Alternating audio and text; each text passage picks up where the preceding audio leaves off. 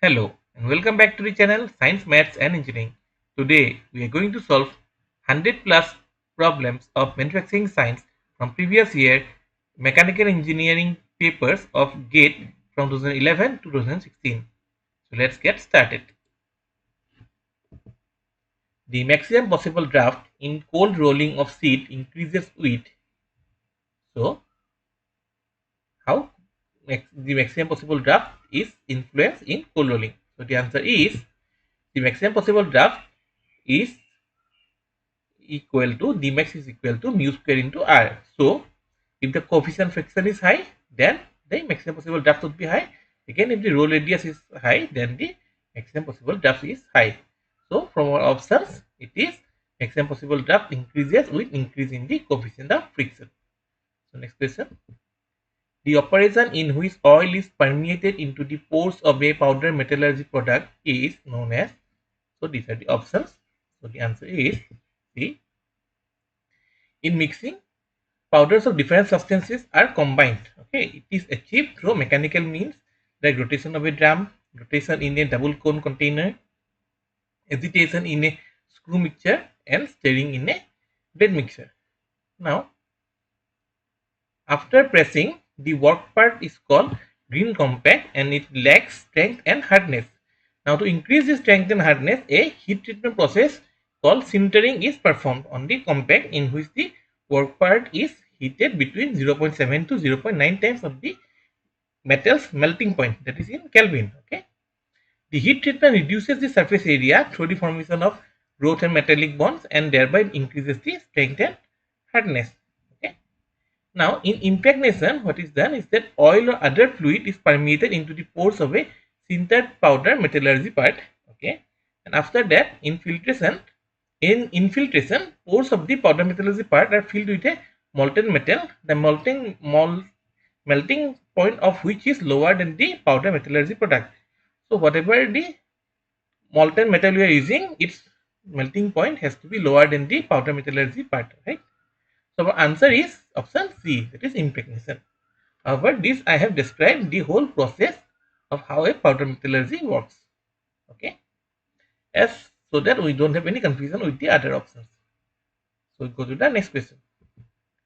Greensand mole indicates that. So what does Greensand mole indicate? So the answer is it in Greensand moles are made of mixture of sand, clay, and water, and the word green indicates that the mold contains moisture. Okay. Next question. Which one of the following welding processes uses non-consumable electrode? So is it gas metal arc welding, submerged arc welding, gas tungsten arc welding, or flux coated arc welding? So the answer is, see, we have all these kinds of welding processes and the answer is TIG, that is the gas tungsten arc welding. I have also given a general description of how these are all the methods are using, and if we see, all the other methods uses consumable electrode. So we'll go to the next question. The shear strength of a sheet metal is 300 megapascal. The blanking force required to produce a blank of 100 millimeter diameter from a 1.5 millimeter thick sheet is close to. So this is a blanking problem. So the answer is, see, we have this shear strength of the material, we have blank diameter. So from there we can find out the circumference of this blank, and then once we multiply it with the thickness, we will get the area. Okay. So thickness we know, blanking force we would be then tau into pi, the circumference into the thickness t. So our answer is about 141 kilonewton. Option C. So next question. A single point cutting tool with 12-degree rack angle is used to machine a steel workpiece. The depth of cut, that is uncut thickness, is 0.81 mm. The chip thickness under orthogonal machining condition is 1.8 millimeter. So the shear angle is approximately. So the answer is, see, rack angle, that is alpha, is 12 degree. Uncut thickness is, that is T1, is 0.81 mm, and chip thickness under orthogonal machining condition, that is T2, would be 1.8 millimeter. So our chip thickness ratio R is 0.45. Now we know tan of the shear angle, that is tan phi, is equal to R cos alpha divided by 1 minus R sin alpha. So from here we can find that phi is approximately equal to 26 degrees. So next question. Match the following non-traditional machining processes with the corresponding material removal mechanisms. So chemical machining, electrochemical machining, electro-discharge machining and ultrasonic machining. And our mechanisms of material removal are erosion, corrosive reaction, ion displacement and fusion and vaporization. So the answer is, the chemical machining uses strong chemical for material removal. So our P would be linked with 2. Okay. Next, electrochemical machining is used for machining materials having low machinability and or for complicated shapes. Now it is what? It is the reverse of electroplating, and the machining is done by the movement of ions. Okay. So our Q would be ion displacement. So Q is 3. Then in electro discharge machining, sparks are produced between two points of the anode and the cathode, and then intense heat is generated near this zone, and then where the spark is there, intense heat is generated and the material melts. So and then it gets evaporated. So our option R, that is electro discharge machining, is what it is, fusion and vaporization. Then ultrasonic machining uses a slurry of abrasive that impacts the hard and brittle work surface and wears this work surface by erosion. So our ultrasonic machining is erosion. Okay. So option A is the correct answer. We'll go to the next question. A cubic casting of 50 millimeter site undergoes volumetric solidification, shrinkage and volumetric solid contraction of 4% and 6% respectively, and no riser is used. Assume uniform cooling in all directions. The side of the cube after solidification and contraction is, so the answer is C. Our initial volume is 50 cube millimeter, 50 cube, so 125,000 millimeter cube. Then volume of the cube after volumetric shrinkage, that is 0.96, would be then how much? Would be 0.96 into 50 cube. And then again, the volume of the cube after volumetric solid contraction, if it is done, then it is 94%. So 0.94 into the earlier volume. So if there is uniform cooling, so we take the side of the cube as A. So A cube would be equal to 0.94 into 0.96 into 50 cube. So our A would be equal to cube root of 0.94 into 0.96 into 50 cube. So our answer is around 48.32 millimeter. Okay. So next question. In abrasive jet machining, as the distance between the nozzle tip and work surface increases, the material removal rate. So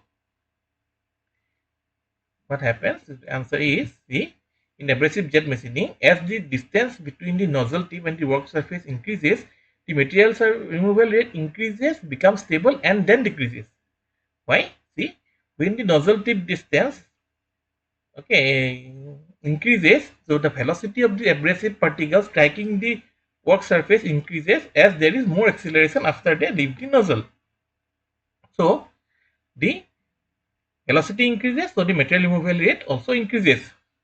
However, as the nozzle tip distance increases more and more, the atmospheric drag reduces the velocity of these abrasive particles and the material removal rate becomes stable. And upon further increasing the nozzle tip distance, what happens is that the atmospheric drag reduces the velocity, and so this reduces the material removal rate. Okay, so it material removal rate first increases, becomes stable, and then decreases with increase in the nozzle tip distance in abrasive jet machining. Next question. Match the following metal forming processes with their associated stresses in the workpiece. 1. Coining, 2. Wire drawing, 3. Blanking, and 4. Deep drawing. And the types of stresses are tensile, shear, tensile and compressive. So the answer is C. See, coining is a closed die forging operation to press details into a surface, like our coins that we use in our day-to-day life. Now the fine details are impressed from the punch and die in the coin surface. So compressive stresses are induced on the coin by the punch and the die. Okay. So coining, compressive force. So 1S. Next, in wire and bar drawing, along with tensile stresses, compression also plays a major role when the material is squeezed down as it passes through the die. So our wire drawing should be tensile and compressive. Then shearing, blanking, piercing, punching, these are all shearing operations where shear stress is used to perform the operation. So our blanking should be directly associated with shear. Now if we see that in deep drawing, compressive stresses are induced along with tensile stresses. Okay. So 4 is again R.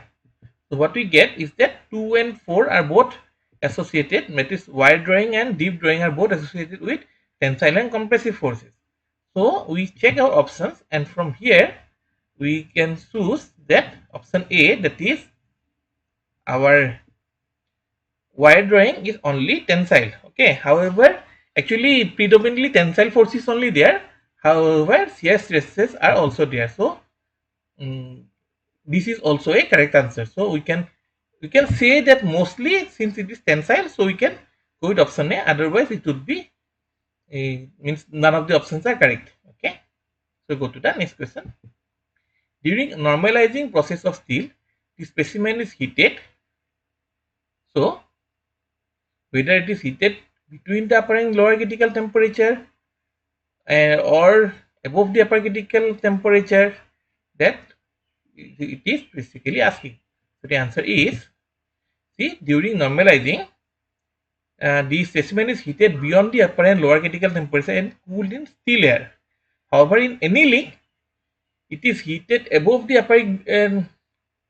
upper critical temperature, but it is cooled in furnace. Okay, so annealing is what?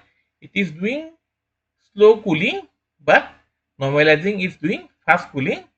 And if it is directly put in water, then it would be quenching. Okay, so we go to the next question. A CNC vertical milling machine has to cut a straight slot of 10 mm width and 2 mm depth by a cutter of 10 mm diameter between the points 0, 0 and 100 on the XY plane. The feed rate used for milling is 50 mm per minute. Milling time for the slot is, so see, our first of all, if we see that the width of this slot and the diameter of the cutter is same, so it can cut the whole slot in one go. Okay, now depth is given, so let us see. Now total length of this slot would be then how much? Would be equal to 100 root 2. Feed is already given as 50 mm per minute, so our time would be length divided by feed, so which is equal to 100 root 2 divided by 50, so it is 2 root 2 minute. So it is approximately equal to 170 seconds. Okay, so option B. So go to the next question. A solid cylinder of diameter 100 mm and height 50 mm is forced between two frictionless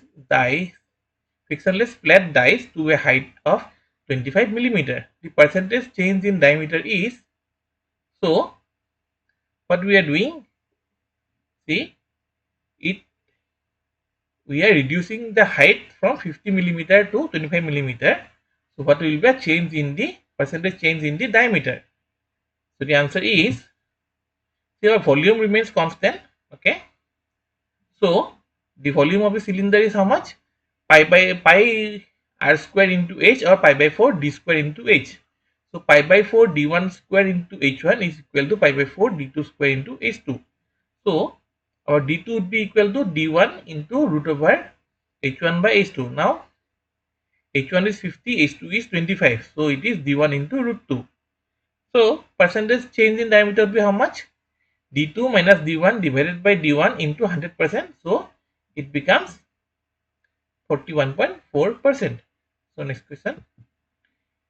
So some of the details for an orthogonal metal cutting process is given. So our chip thickness ratio R is given, undeformed thickness is given, rack angle alpha is given, cutting speed is given, and mean thickness of the primary shear zone is given as 25 micron. So we need to find out the shear strain rate in per second. Okay. So the answer is the chip thickness ratio T1 by T2 is given as 0.4. Now undeformed thickness, that is T1, is 0.6 millimeter. So it is 6 into 10 to the power minus 4 meter. Rack angle alpha is 10 degree. Cutting speed V is equal to 2.5 meter per second. And mean thickness of the primary shear zone Tm is equal to 25 micron. So it is 25 into 10 to the power minus 6 meter. Now tan phi, as we know, is equal to R cos alpha divided by 1 minus R sin alpha. So from here we get phi is equal to 22.944 degree. Now Vs is equal to V cos alpha divided by cos of phi minus alpha. So our Vs is equal to 2.5262 meter per second. Okay. So our shear strain rate would be equal to Vs divided by Tm. So it is equal to 1.01048 into 10 to the power 5. Okay. So that is option C. So we go to the next question.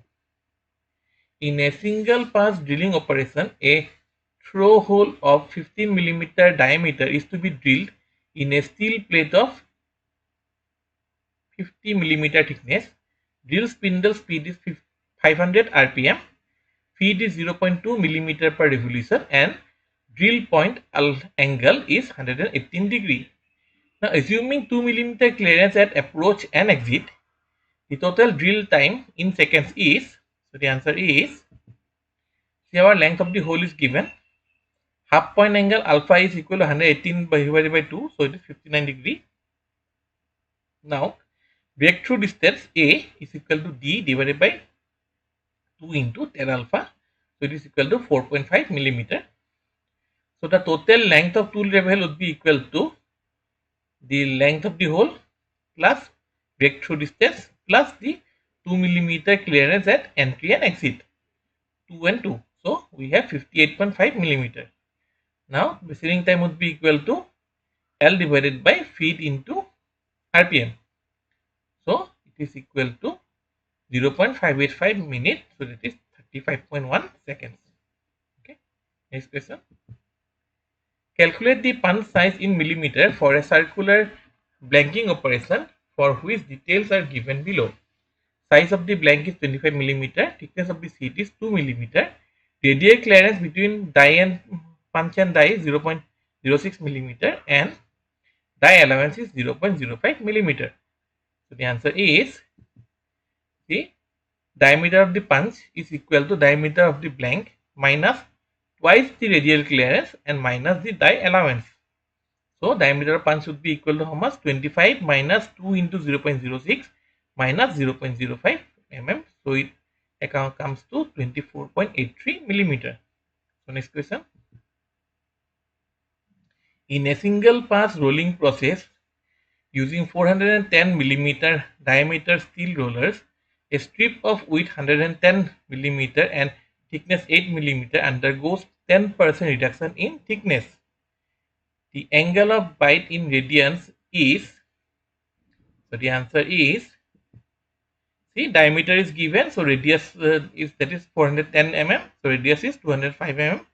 Thickness of the strip is initially 8 millimeter and delta, that is change in thickness, is how much? It is 10%, so it is 0.8 millimeter. Now angle of bite in radian, and that is given as theta is equal to cos inverse 1 minus delta by 2r. So this cos inverse 1 minus 0.8 divided by 2 into 40205. So our theta comes to around 0.062 radian. So next question.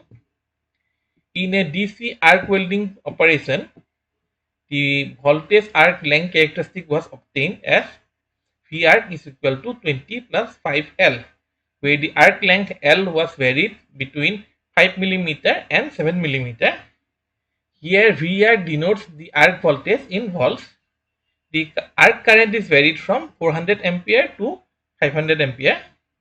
Assuming linear power characteristic, the open circuit voltage and the closed circuit short circuit current for the welding operation are. So the answer is, so we can do it in two ways. Okay, first we can go that V arc is equal to 20 plus 5L, and as the power source characteristic is linear, so V arc is equal to A plus BI. Now as length increases, current decreases. So for L is equal to 5, I is 500 ampere, that is for smaller length, higher current. So L is equal to 5, I is equal to 500 ampere. So V arc is how much? If we put 5 here, we get 45 volt. Again, for L equal to 7, I would be then 400 ampere. So V arc is equal to 200 plus 5 into 7, so 55 volt.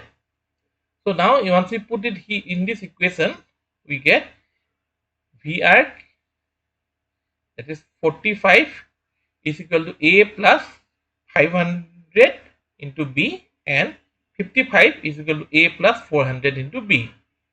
Now if we subtract the second equation, first equation from the second equation, we get 10 is equal to minus 100B, or B is equal to minus 1 by 10.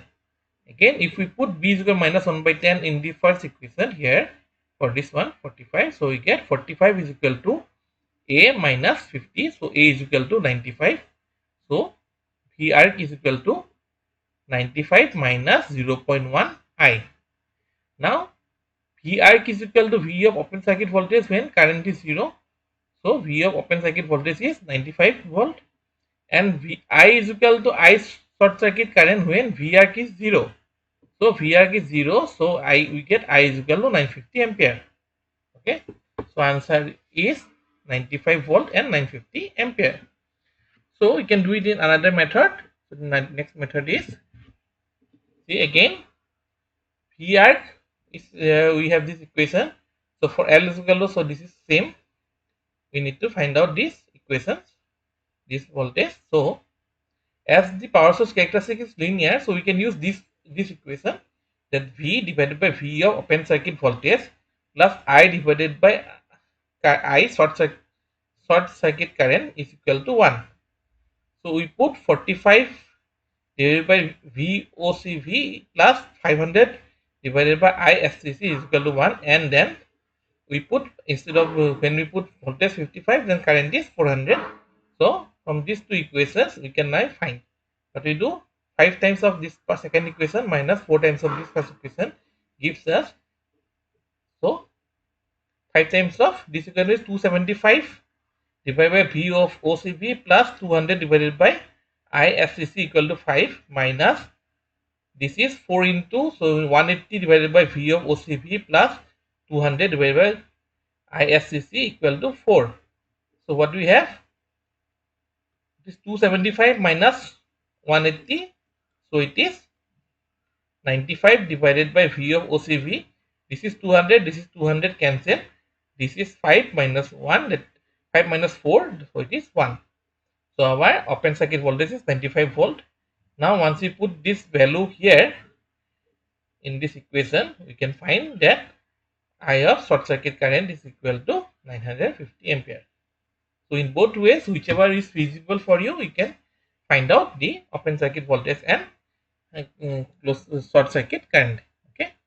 So next question. In a rolling process, the state of stress of the material undergoing deformation is, so the answer is that in a rolling process, the state of stress is that it is compression and shear. Compression because we are compressing it, and since our layers are getting sheared, so shearing stresses are also induced. So our force, these stresses are compression and shear. So next question. Match the correct pairs: friction welding, gas metal arc welding, tungsten inert gas welding, or electroslag welding, and then non-consumable electrode, joining of thick plates, consumable electrode wire, and joining of cylindrical dissimilar materials. So the answer is see, in friction welding, the parts to be welded must have rotational symmetry. The parts are kept in contact and rotated relative to each other, and the interface is heated up due to friction. Once the desired temperature is reached, an axial pressure is applied to complete the welding, and it should be noted that the interface never melts. Okay, it just softens the material during the friction, and subsequent the heat input is done, and this process is so self-regulating. Okay, so our P is 4, that is friction welding is joining of cylindrical dissimilar materials. Okay, next, gas metal arc welding or metal inert gas, that is MIG welding, uses a consumable electrode wire that has similar properties as that of basic material being welded. It uses 100% carbon dioxide seal gas that protects itself from oxidation. So our gas metal arc welding uses consumable electrode wire. Next, gas tungsten arc welding or TIG, that is tungsten inert gas welding, uses a non-consumable tungsten electrode to produce weld. The weld area is protected from atmospheric contaminations by an inert gas, that is helium or argon, and it uses a filler material. So our tungsten inert gas welding would be using non-consumable electrode. Next, electroslag welding is a type of resistance welding which is particularly suitable for welding of thick plates. Okay, so electroslag welding is joining of thick plates. So with this, our option A is the correct answer. So next question. A steel bar 200 millimeter in diameter is turned at a feet of 0.25 millimeter per revolution with a depth of cut of 4 millimeter. The rotational speed of the workpiece is 160 rpm. The material removal rate in millimeter cube per second is, so the answer is C. Length of the bar cut in one revolution would be equal to pi into d. So our d is 200 mm. So it is 200 pi mm length. Now feed rate of the tool is how much? 0.25 into the rpm. So it is 160 rpm. So divided by 60 to convert it into seconds. So it is 2 by 3 millimeter per second. Next, depth of cut is given as d is equal to 4 millimeter. So material removal rate would be equal to how much? The length of the bar into the feed rate into the depth of cut. So from here we get that our material removal rate is equal to 1675.5 meter cube per second. So we go to the next question. A cube-shaped casting solidifies in 5 minutes. The solidification time in minutes for a cube of the same material, which is 8 times heavier than the original casting, will be. So the casting is cube-shaped and originally it takes 5 minutes and 8 times now it is heavier. So mass weight of it has increased by 8 times. So it is a new casting. So what is the time required? Okay. So the answer is C. Weight of new casting is 8 times the original casting. So W2 is equal to 8 times of W1. So rho 2 into V2 into Z, that is mz, is equal to 8 times of mz, m2z and m1z. Okay. So V2 by V1 is 8. Now volume is what? A2 cube by A1 cube, where A2 is the side for the new casting and A1 is the side of the cube of the old casting. So A2 by A1 is 2. Then since we know that time of solidification is equal to gamma into V by A whole square. Now volume is what? A cube divided by 6A square. So for the first one it is 5 is equal to gamma into A1 cube divided by 6A1 square whole square. So it comes as 5 is equal to gamma into A1 square by 36.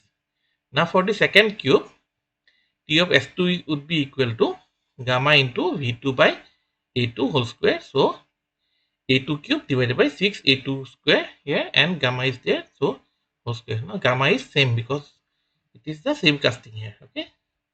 So we get that T of S2 is what? Gamma by 36 into A2 square. Now A2 is how much? A2 is twice of A1. So we get a 2 into A1 whole square. So we get 4 into gamma into A1 square divided by 36. Now gamma into A1 square divided by 36 is 5. So our T2 would be 4 into 5, that is 20 minutes. Okay. So next question. For a ductile material, toughness is a measure of A. Resistance to scratching. B. Ability to absorb energy up to fracture. C. Ability to absorb energy till elastic limit. And D. Resistance to indentation. So the answer is that for a ductile material, toughness is a measure of the ability to absorb energy up to fracture. Okay. And it is the total energy under stress strain curve up to fracture point. So this represents the work done on a material per unit volume. Okay, next question. Two cutting tools are being compared for a machining operation.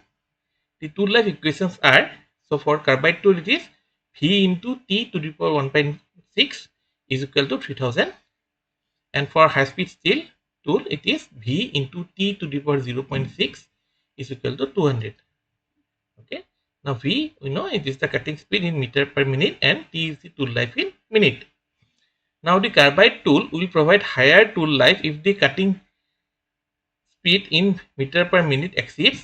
So we need to find out the cutting velocity after which the carbide tool will give better tool life. Okay. So initially what we have to do, we have to assume, we have to find the break even point. So when they are both at what cutting speed, their tool life would be equal, that we need to find out first. So we have these two equations are there. So at what speed V1 is V2, the tool lives are equal. So T1 would be equal to T2. So if T1 is equal to T2, then 300 divided by V1 to the power 1 by 1.6 is equal to 200 divided by V2, that is V1 now, to the power 1 by 0.6. So we power it to the power 1.6 times. So what we get, 3000 by V1 to the power 1 is equal to 200 by V1 to the power 1.6 by 0.6. Now, if we simplify, what we get, V1 to the power 1.6 divided by 0.6 divided by V1 would be equal to 200 to the power 1.6 divided by 0.6 divided by 3000, which value is 456. Now this, if we simplify, so it is what, V1 to the power 1.6 divided by 0.6 minus 1. So it becomes V1 to the power 1 by 0.6 is equal to 456. So from here we get V1 is equal to 39.389, which is approximately equal to 39.4. So the carbide tool will provide higher tool life if the cutting speed in meter per minute exceeds 39.4. Okay. So next question. In a CAD package, mirror image of a 2D point P 5,10 is to be obtained about a line which passes through the origin and makes an angle of 45 degree counterclockwise with the x-axis. The coordinates of the transform point will be, so we need to find out the coordinate of this point as it is seen through as this, there is a mirror here. Okay, so you see the answer is, see, so this mirror is passing through the origin. Okay, and this point was here, so it has reflected here. So we need to find out the coordinates of this point. Okay, so what we can do is that we can use our basic geometrical analysis and we can find it like this. See, now as the line drawn is passing through the origin and makes an angle 45 degree, this angle will be 45 degree with the x-axis in the anti-clockwise direction. So let any point in this line be x0, y0. Okay, now slope of this line is what? slope of this line is tan theta. Now m is equal to tan theta, slope of this line. Now theta is 45 degrees, so m is 1. Slope is 1. We know y is equal to x, so slope is 1. Because y is equal to mx plus c, so slope is 1 here. Okay, so sorry, for slope we get 1. That's why we can confirm that y is equal to x. Okay, not the other way around. Okay. Now let the mirror point of the point P be P dash. Okay. Now as this is a mirror, so P dash would be perpendicular to this line. Okay. So slope of this line P dash would be equal to minus of 1 by m, which is equal to minus 1. So equation of this line P dash is what then? Y is equal to m1x plus b, which is equal to minus x plus b. Right. So next, now as P is a point in the line P dash, so this will also satisfy this equation, that is y is equal to minus x plus b. So what it becomes is that tan is equal to minus 5 plus b. So from here we get b is equal to 15. So our equation becomes y is equal to minus x plus 15. Now Q will be the intersection point of this line and this line. Okay, so as y is equal to x is this line, so here x1 y1 would become what? Y1 is equal to x1 would be one equation, and then y1 is equal to minus x1 plus 15 would be another equation, because this point is satisfying both these line equations. Okay, so from here what we get, x1 is equal to minus of x1 plus 15, so x1 would be equal to 7.5, so y1 would also be equal to 7.5. So this is clear, y1 would be also equal to 7.5 as y1 equal to x1. x1 from here we get it is 7.5.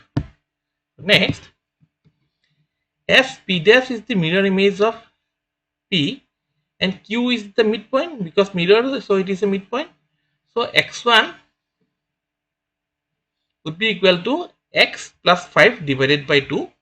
So from here you get x is equal to 10, and y1 would be equal to y plus 10 divided by 2. So from here you get y is equal to 5. So the coordinate of P dash is 10, 5. Now, as a general thing, if anyway there is a mirror that is inclined at 45 degree, then if P x, y is the point, then it will become P dash y, x. See here x was 5, here it became y 5, here x was 10, here y was 10, here it became x is 10. Okay, so it reverses. Okay, so next question. During the electrochemical machining of iron, atomic weight is given, valency is given. At current of 100 ampere with 90% current efficiency, the material removal rate was observed to be 0.26 gram per second. Now, if titanium atomic weight is given and valency is given, machined by the ECM process at current of 2000 ampere with 90% current efficiency, the expected material removal rate in gram per second will be. Okay, so we need to find out the material removal rate. So the answer is, see, the material removal rate in ECM is given by material removal rate is equal to efficiency into atomic weight into current divided by the valency into the Faraday's constant. Okay, so Faraday's constant is given as 96540 coulombs. Okay, now the other part we know. So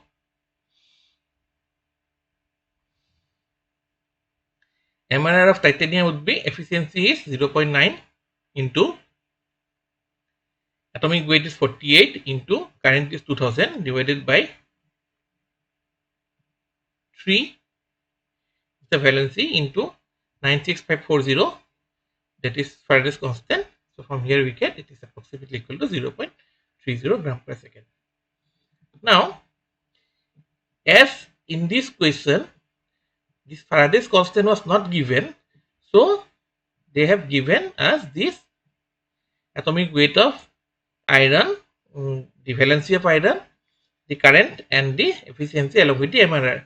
So from here we could have found the Faraday's constant from this equation using iron and then used it in titanium. Okay, so we can do that also.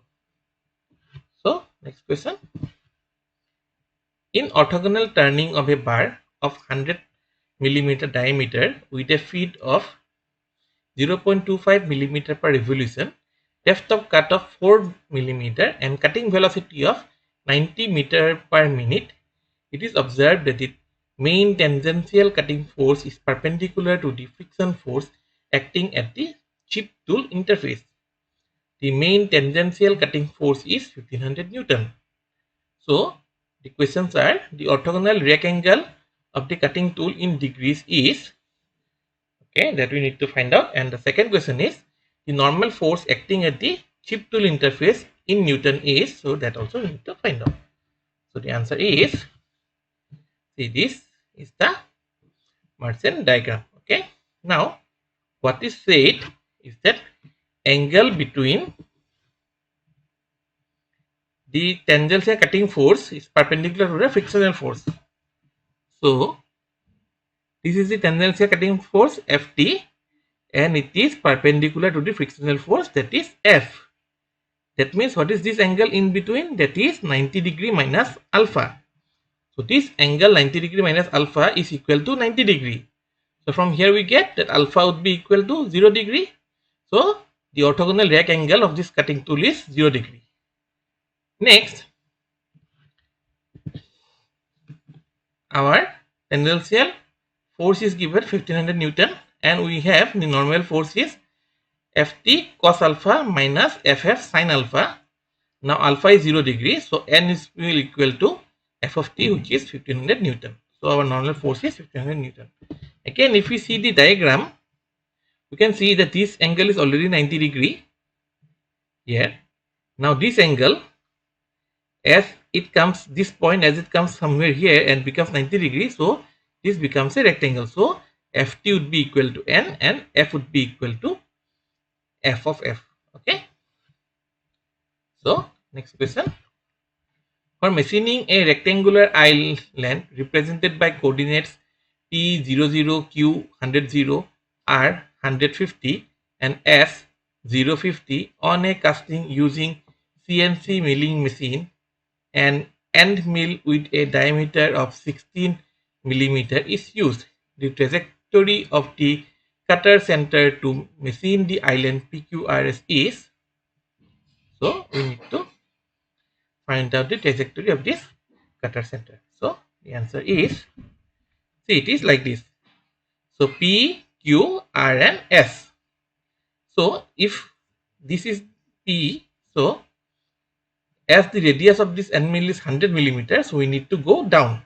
So it will be, then the call point for P would be -8, and here also -8. So it is -8 -8. From there it goes here. So it is then -8 and, sorry, it is 108 and -8. Then from here it goes up. So it becomes 108 and 58. Okay. And from here again it comes back here. So it becomes -8 and 58. Okay. So option A is the correct answer. So go to the next question.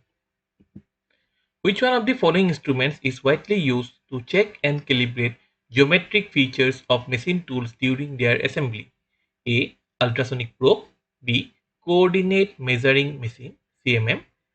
C. Laser interferometer. Or D. Vernier calipers. So the answer is C. Laser interferometer is used to measure the geometrical accuracy of machine tools. It has high repeatability and resolution of displacement measurement up to 0.1 micrometer, that is 10 to the power -7 meter. Okay, so 0.1 micrometer is 10 to the power -7 meter. It has high accuracy and long range optical path, so you can check it from a long distance also. Okay, so go to the next question. The major difficulty during welding of aluminium is due to its A. High tendency of oxidation, B. high thermal conductivity, C. low melting point, or D. low density? So the answer is the major difficulty during welding of aluminum is due to its high tendency of oxidation. Okay. Next question. The main cutting force acting on a tool during the turning operation of a metal is 400 Newton. Okay. Now the turning was performed using 2 millimeter depth of cut and 0.1 millimeter per revolution feed rate. Okay. The specific cutting pressure is, so we need to find out the specific cutting pressure. Okay. Now cutting area per revolution is what? W into T, which is equal to 2 into 0.1 millimeter square. So it is 0.2 millimeter square. Now specific cutting pressure would be force divided by the area. So it is F divided by WT. So it comes as 400 divided by 0.2 Newton per millimeter square, or 2000 Newton per millimeter square. So next question. The process of heating the martensitic steel to reduce its brittleness without any significant loss in its hardness is called, so it is called tempering. Okay. So martensitic steel, that means how martensitic steel is formed? If we have fast cooling, that means generally in quenching. Okay. So after quenching, what we do is tempering. What it will do? It will reduce the brittleness, but the hardness will not be lost significantly. Okay. So go to the next question. In solid state welding, the contamination layers between the surfaces to be welded are removed by A. Alcohol, B. Plastic deformation, C. Water jet, or D. Sandblasting. So the answer is, it is removed by plastic deformation. Okay. So next question. During pure orthogonal turning operation of a hollow cylindrical pipe, it is found that the thickness of the chip produced is 0.5 mm. So T2 is 0.5 mm. The feed given to the zero rack angle tool is 0.2 millimeter per revolution. So alpha is 0 and the feed is given as 0.2 millimeter per revolution. So the shear strain produced during the operation is, so we need to find out the shear strain. So the answer is, say, T2 is given 0.5 and as the feed is 0.2 millimeter, so our undeformed thickness T1 is 0.2 then. Okay. So chip thickness ratio would be R is equal to T1 by T2. So it is 0.4. So from here we can get that tan phi is 0.4 and phi is equal to 21 degree 48 minute. Okay. So shear strain gamma is equal to cot phi plus tan of phi minus alpha, which is equal to 2.9. So shear strain is 2.9. So next question. If the Taylor tool life exponent n is 0.2 and the tool changing time is 1.5 minute, the tool life in minute for maximum production rate is, the answer is, see, n is 0.2, tool changing time TC is 1.5 minute. Now tool life for maximum production rate is given by 1 by n minus 1 into TC. Okay. So tool life would be equal to 6. Next question. The flatness of a machine bed can be measured using A. Vernier calipers, B. Autocollimator, C. Height gauge, or D. Toolmaker's microscope. So the answer is, the flatness of a machine bed can be measured using autocollimator. So see, this is the autocollimator. So we have this lens, we have an object, and we have this reflecting mirror. Now this mirror is placed in front in the machine bed. Now if it is, this mirror is perpendicular to the machine bed, then this object will be reflected back at the same point, so the object and the image would coincide. Okay. Now if the machine bed is not flat and there is an angle between the machine bed and this reflecting mirror, so the object would be here only, but the reflected image would be somewhere below or above. So in that case, this distance would be given by 2 or twice into this focal length into this angle theta. So from here we can find out what is how much deviation is there in the machine bed. Okay, and if it is flat, then obviously this image would coincide the object, and then we can know that the machine bed is flat. Okay, so go to the next question. A robot arm PQ with n coordinates P 00 and Q 2.2,5 rotates counterclockwise about P in the xy plane by 90 degree. Okay, the new coordinate pair at the endpoint Q is, so PQ is there, so it is rotated counterclockwise in the xy by 90 degree. Okay, so initially it was in the first quadrant, now it is in the second quadrant. So we need to find out the endpoint of Q, right? Endpoint of P is already, it is about P only, it has rotated, so P is already 0, 0. So what is Q now? So the answer is, see, when a point x dash y dash is rotated by an angle phi about the origin, the coordinates of the new point x comma y is given by xy is equal to cos phi. This is the matrix multiplication, cos phi minus sin phi cos phi, and it is x dash y dash. So from here we get the coordinate of xy is minus 5 comma 2. Okay, so the coordinate of q dash is minus 5 comma 2. Now this can also be done using another method, that is, from our geometry we know that this line PQ would be having a line y equal to mx plus c. Now this passes through the this line passes through the origin, so P00 satisfies, so our c becomes 0. So from here we get that 5 is equal to twice m plus 0, so m is 2.5.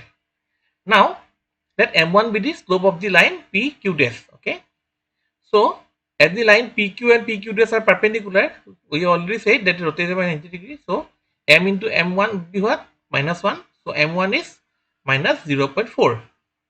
So the equation of the line PQ dash is what? Y equal to m1x plus c1.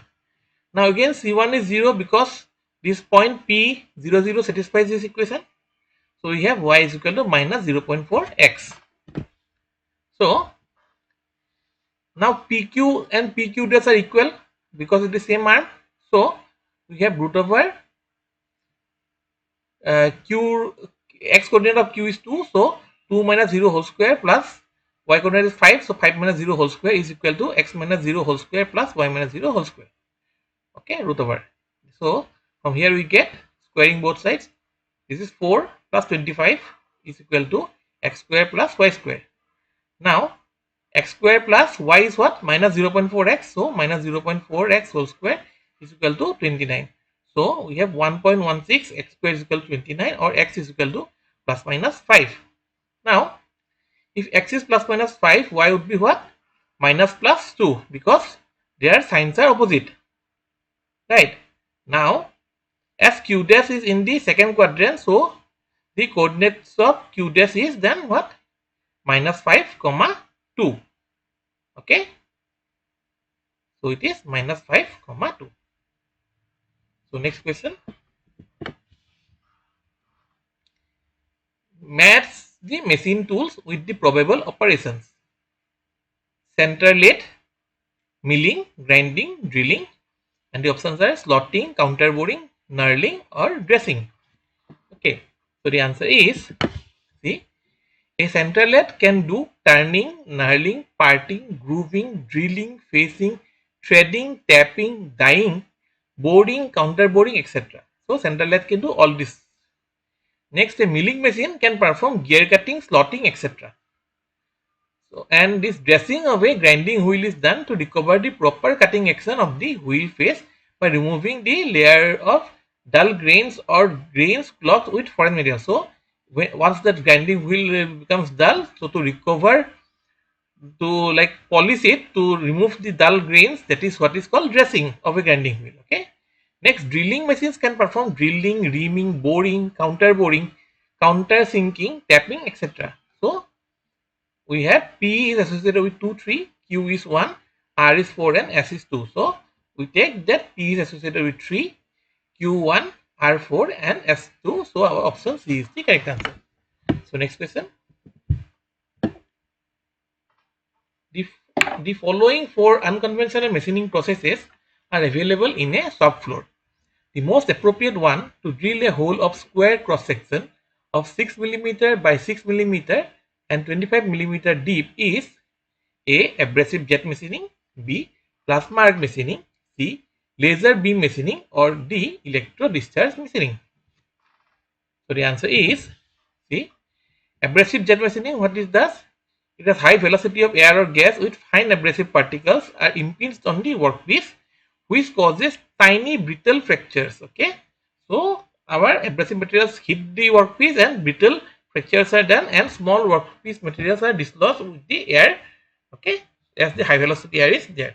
Okay, so it is used for brittle and fragile materials. It is suitable for drilling, deburring, cutting, cleaning, etching, etc. Next, we have plasma arc machining.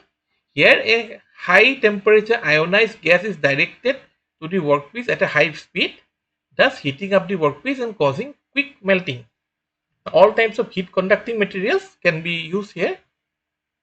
It has low accuracy and is mainly used for cutting plates up to 200 millimeter. Okay. So next we have laser beam machining. So laser is used by a lens system to vaporize the material by producing a very high power density of up to 10 to the power 7 watt per millimeter square. It can make high precision holes up to 250 micrometer diameter and with an accuracy of plus minus 0.25 millimeter. Now it has high accuracy, but it is very costly. Next, electro discharge machining. Now material is removed by controlling erosion through a series of electric sparks. These electric sparks generate intense heat near the sparking zone and melts the and evaporates the material in that zone. Okay, so very high intense heat is generated, so it melts and evaporates the material itself. Okay, so it is used for good electricity conducting materials, and of this all these 4 systems, electro discharge machining would be the most, it will be the best for removal of this square section of 6 millimeter by 6 millimeter, which is 25 millimeter deep. Okay, so we can use electro discharge machine. That is the best option here. So next question. With respect to metalworking, which match group A with group B? Defect in extrusion, defect in rolling, product of skew rolling, product of rolling through cluster mill. Now these options are alligator ring, scab, fish tail, seamless tube, thin sheet with tight tolerance, and semi-finished balls of ball bearing. Okay, the answer is C. Now fish tailing. See, defect pipe or tail pipe of fish tailing is a defect of extrusion that predominantly occur due to friction and non-homogeneous material flow. Okay, so this is defect in extrusion. Okay, so because of friction, so what happens is the die wall chilling of the outer layer, the outer layers cool rapidly, has resistance to flow is higher. Okay, and this pattern draws the surface oxides and impurities on outer layer of the product and forms this shallow curved surface called pipes. Okay, so this is actually fish tailing. See, this is kind of a fish tail. You see, so that is why this defect is called fish tailing, and this is a defect of extrusion. Next, in rolling, you see, due to the application of very high forces, a huge amount of friction between the roll product and the roll surface exists. So here in the surface, there is a very high amount of friction is there. Okay, now because of this friction, this top part and the bottom part of the roll expands, and compared to this middle part, so instead of more than this middle part, this top part and bottom parts starts to expand, and so there is a chance that it may split it. Okay, and now as it splits, it resembles the mouth of an alligator, and that is why this defect is called alligatoring. Next, skew rolling is done between two rolls on cross axis. So these are cross axis skew rolls. Skew rolling is done. Now each roll has an outside hemical a helical pattern that carries the stock along and progressively shapes it into a roll turn. Okay, so this metal is done, it is maybe kind of a circular rod, but as it goes here it will form this steel, these balls kind of, so it becomes steel balls. Okay, if steel is introduced, now we get steel balls here. Okay, so steel balls and railway car axles are forced by skew rolling. Okay, now railway car axles, skew rolling is only done, but this shape is a little bit different. This one is specifically that I have shown is specifically for making steel balls. Okay, so next, cluster mill or Sanjimi mill uses a small work roll backed by many other rolls. See, these are work rolls, and we have many other rolls. These are support rolls. Okay, these are driving rolls. These are work rolls, and others are these support rolls. Okay, now ex this extremely rigid setup is very rigid because we have a lot of support rolls. So this extremely rigid setup is mostly used for cold drilling of high strength materials to very thin width. Okay, so thus this can produce thin sheet of high tolerance. Okay, so with this we know that option B is the correct answer. Okay, so we go to the next question. For a CNC part machining, mats group A and group B, circular interpolation counterclockwise, dual, circular interpolation clockwise, and point to point countering. So we have the options Z2, Z3, Z4 and Z00. So the answer is, see, here I have given some of the codes. So our Z2 is circular interpolation clockwise, Z3 is circular interpolation anti-clockwise, our Z4 is dual, and Z00 is point to point positioning rapid transfers. Okay, and I have also given the code of M so that we can, you can remember it and we can apply it in other questions. Okay, so we go to the next question. A mild steel plate has to be rolled in one pass such that the final plate thickness is 2/3 of the initial thickness. Okay, with the entire speed of 10 meter per minute and roll diameter of 500 millimeter. Okay, if the plate widens by 2% during rolling, the exit velocity in meter per minute is, we need to find out the exit velocity. So the answer is C. HF is equal to 2 by 3 HI. Now the volume flow rate remains constant. Okay, so inlet volume flow rate is velocity into width into height. So A is equal to final velocity into width into height. So from here, width has increased by 2%, so 1.02 times of initial width, and final height is 2/3 of initial height. So from here we get initial velocity is 0.68 times of final velocity. Final velocity would be 1 by 0.68 of initial velocity, which is 10 meter per minute. So our final velocity becomes 14.706 meter per minute. So go to the next question. A hole of 200 millimeter diameter is to be drilled in a steel block of 40 millimeter thickness. The drilling is performed at rotational speed of 400 rpm and feed rate of 0.1 millimeter per revolution. The required approach and overrun of the drill together is equal to the radius of the drill. So approach and overrun together is equal to the radius of the drill. Okay, the drilling time in minute is, to find out the drilling time. So the answer is, the length of the hole L is 40 millimeter, diameter of the hole D is 20 millimeter, feed rate is 0.1 millimeter per revolution, and our RPM is 400 RPM. Now approach plus overrun is equal to radius, so which is equal to 10 millimeter. Now total length of tool travel would be L is equal to L plus A plus O. So approach plus overrun. So total it becomes 40 plus 10, it is 50 millimeter. So machining time would be L divided by feed rate into the RPM. So it becomes 550 divided by 0.1 into 400. So it becomes 50.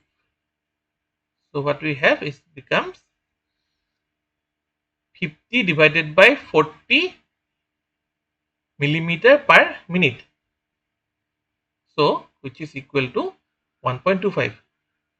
This is wrong. This is not. This part is not right. 58.5 by 100. This is not right.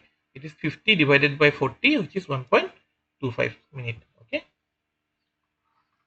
So there is a mistake. It is 50 by 40, not 58.5 by 100. It is 50 by 40. So it is 1.25 minute. So go to next question. A rectangular hole of size 100 millimeter by 50 millimeter is to be made on a 5 millimeter thick sheet of steel having ultimate tensile strength and shear strength of 500 megapascal and 300 megapascal respectively. The hole is made by punching process. Neglecting the effect of clearance, the punching force in kilonewton is, so we need to find out the punching force.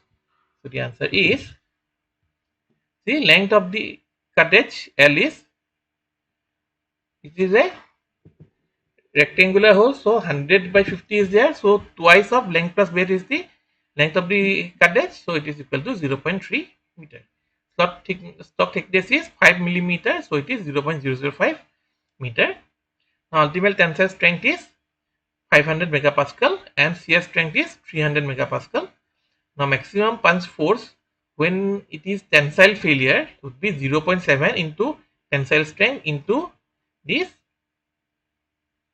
stock thickness into the length. Okay, so from here we get it is equal to 525 kilonewton, and then maximum punch force when material fails by shear is equal to shear strength into the stock thickness into the cut edge length. Okay, so it becomes 450 kilonewton. Now as we see that 450 is less than 525, so this material will fail by shear then. Okay, and this force required would be then equal to 450 kilonewton. Had this been greater, then it would have failed by tensile failure. Okay, so in this case it is the material fails by shear failure. So go to the next question. The process utilizing mainly thermal energy for removing material is A. Ultrasonic machining, B.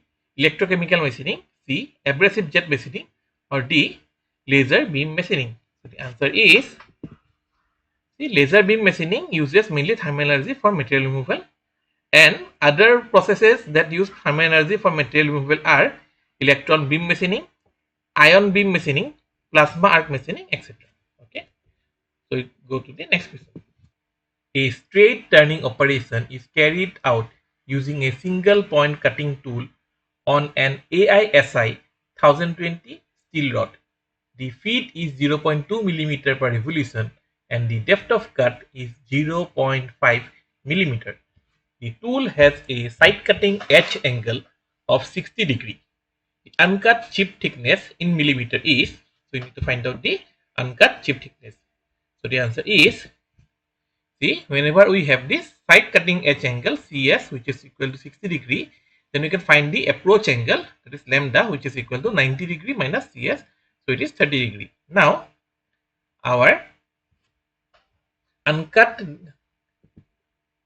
chip thickness would be given by T is equal to F into sine of lambda, where F is the feed rate, which is 0.2 millimeter per revolution. So it becomes 0.2 into sine of 30 degree, so which is equal to 0.1 millimeter. Okay.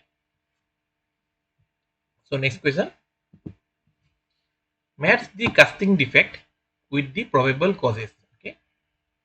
So we have hot tears, shrinkage, blowholes, and cold shut. And the reasons are improper fusion of two stream of liquid metal. Number 2, low permeability of the sand mold. Number 3, volumetric contraction both in liquid and solid stage. And 4, differential cooling rate. So the answer is, the hot tears are cracks that develop in a casting due to high residual stress. Okay, so it is caused by differential cooling rate. So when the cooling rates are not same, when they have differential cooling rate, then hot tears are, or these cracks are developed. Okay, it is also caused by excessive mold hardness due to ramming or provision of insufficient fillet or bracket at the junction of the sections. Okay. So if we have excessive mold hardness, as we do ramming, so maybe there is excessive mold hardness, then also these cracks develop. Or if there is provision of insufficient fillet or brackets are there in at the junction sections, then also these hot tears are occurred. Now, shrinkage refers to the condition of voids in the casting. Okay, so shrinkage means there is a void in the casting. Okay, casting resulting from concentrated contraction of the metal during solidification. So the metal has contracted and solidified at a particular place. Okay, so resulting from concentrated contraction of the metal during solidification. Now, what are blowholes? Blowholes are internal voids, surface depression, or dispersed internal porosity resulting from excessive gaseous material that cannot escape. So, if you have excessive gaseous material but it cannot escape, then we have blowholes. These are internal voids. Okay, or there may be surface depression. Okay, they are caused by hard ramming, excessive fine grains, excessive moisture, low permeability, low temperature of mold, or excessive carbonaceous or other organic materials. Okay, so if we have excessive moisture, then also a lot of gases are there.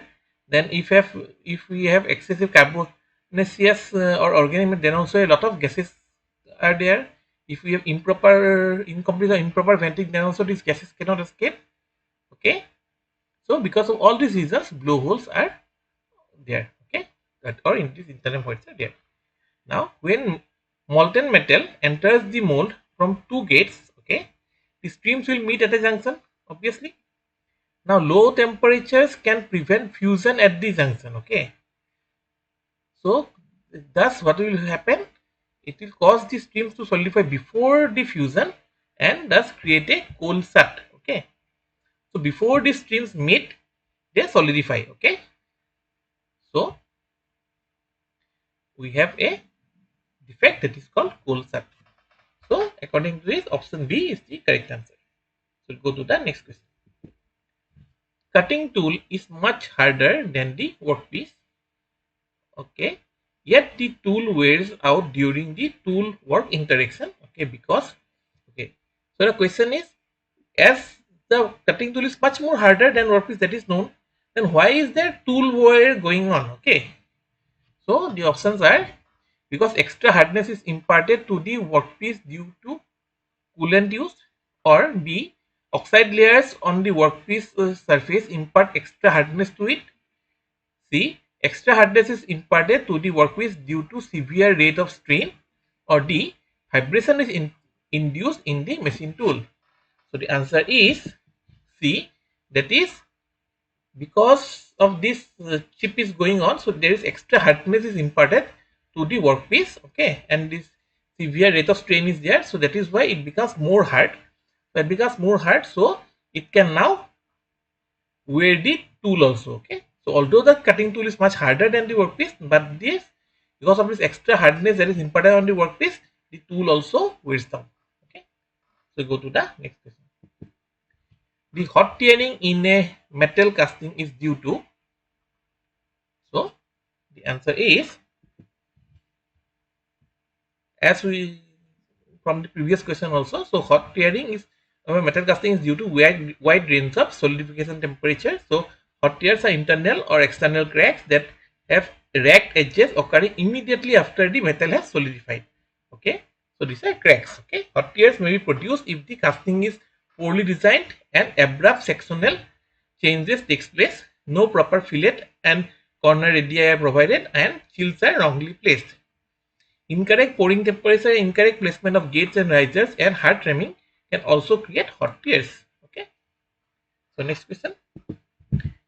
A cylindrical blind riser with diameter D and height H each placed on the top of a mold cavity of a closed type sand mold as shown in the figure. If the riser is of constant volume, then the rate of solidification in the riser is the least when the ratio is is to d is, so you see this is this proof basin, this is the mole cavity, and this is the riser. Okay, now this riser has diameter d and height h. Okay, now we need to find out that if this riser has a constant volume, then what is the rate of solidification? Well, then when is the rate of solidification least? Okay, so we need to find out the ratio. So the answer is, see, volume of the riser would be what? V is equal to pi by 4 d square h. So from here we get that h is equal to 4v by pi into d square. Now area of the riser would be how much? So riser is cylindrical here, right? So area would be pi dh, that is the surface, and the cross sectional area pi by 4 d square. Now only pi by 4 d square is used, but we have two surfaces, top and bottom, but the bottom surface is not used as the riser is on top of the casting. So as it is on top of the casting, you see the casting, because of this casting, it is on top of the casting. What happens is that this surface cannot be used for cooling. Okay, so we have only the side surface and the top surface which can provide cooling to this riser. So we have to consider only that area. So implies that A is equal to pi d into, instead of h we can write 4v by pi d square plus pi by 4 d square. So it is then simplified to 4v by d plus pi by 4 d square. Now rate of solidification is least when the area is minimum, because rate of solidification is what? Is time taken is more if the area is volume to area is small. So if area is less, then what is happening? It is cooling slowly.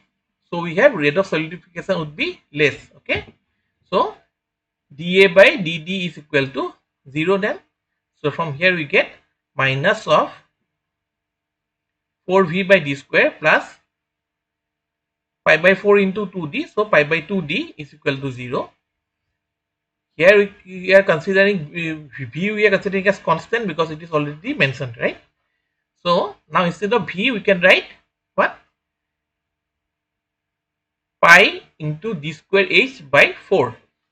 So from here we get this is equal to minus pi h plus pi by 2 d is equal to 0, or h by d is equal to 1 by 2. So our ratio is 1:2. So we go to the next question. Which pair of following statement is correct for orthogonal cutting using a single point cutting tool? Number 1, reduction in friction angle increases cutting force. Q, reduction in friction angle decreases cutting force. R, reduction in friction angle increases chip thickness.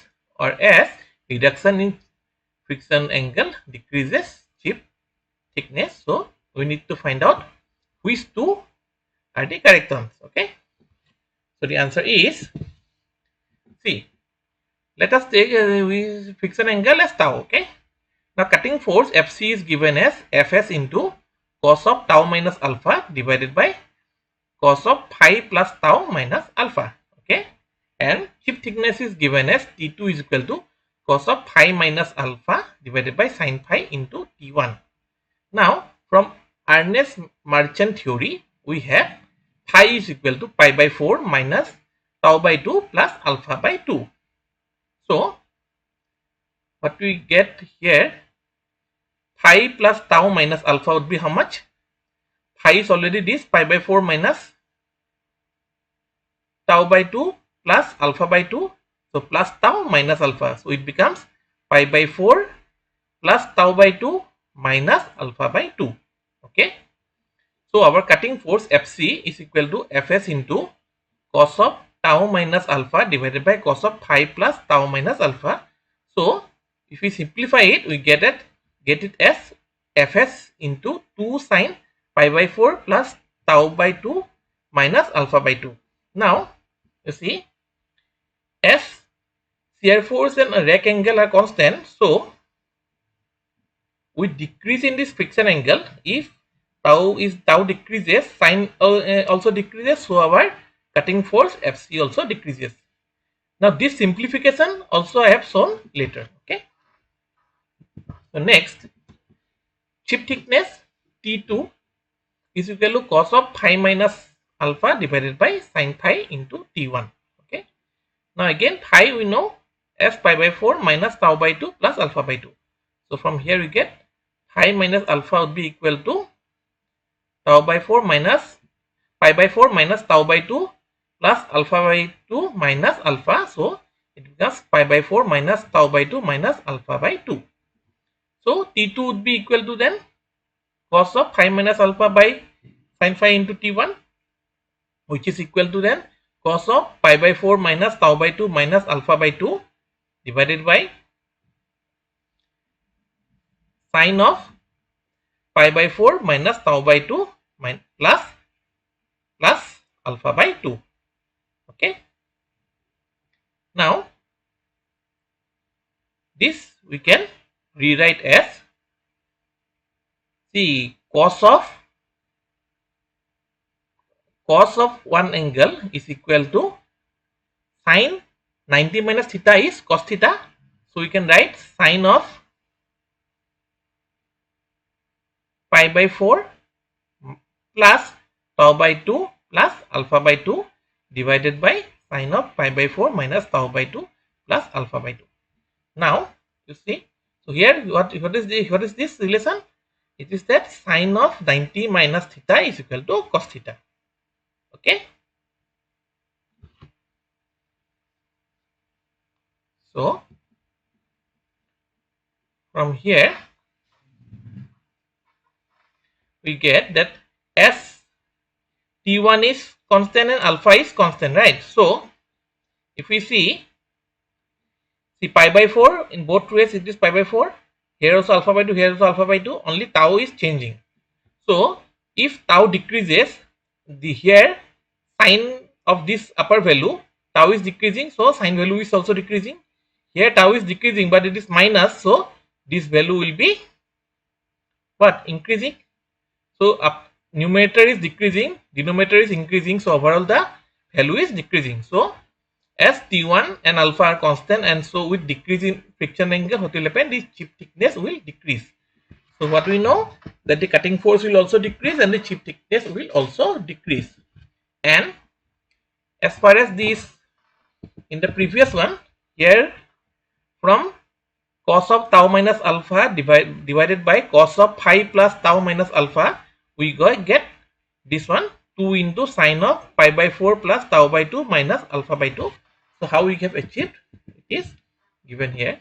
So let us take A is equal to, capital A is equal to cos of tau minus alpha divided by cos of phi plus tau minus alpha. Okay.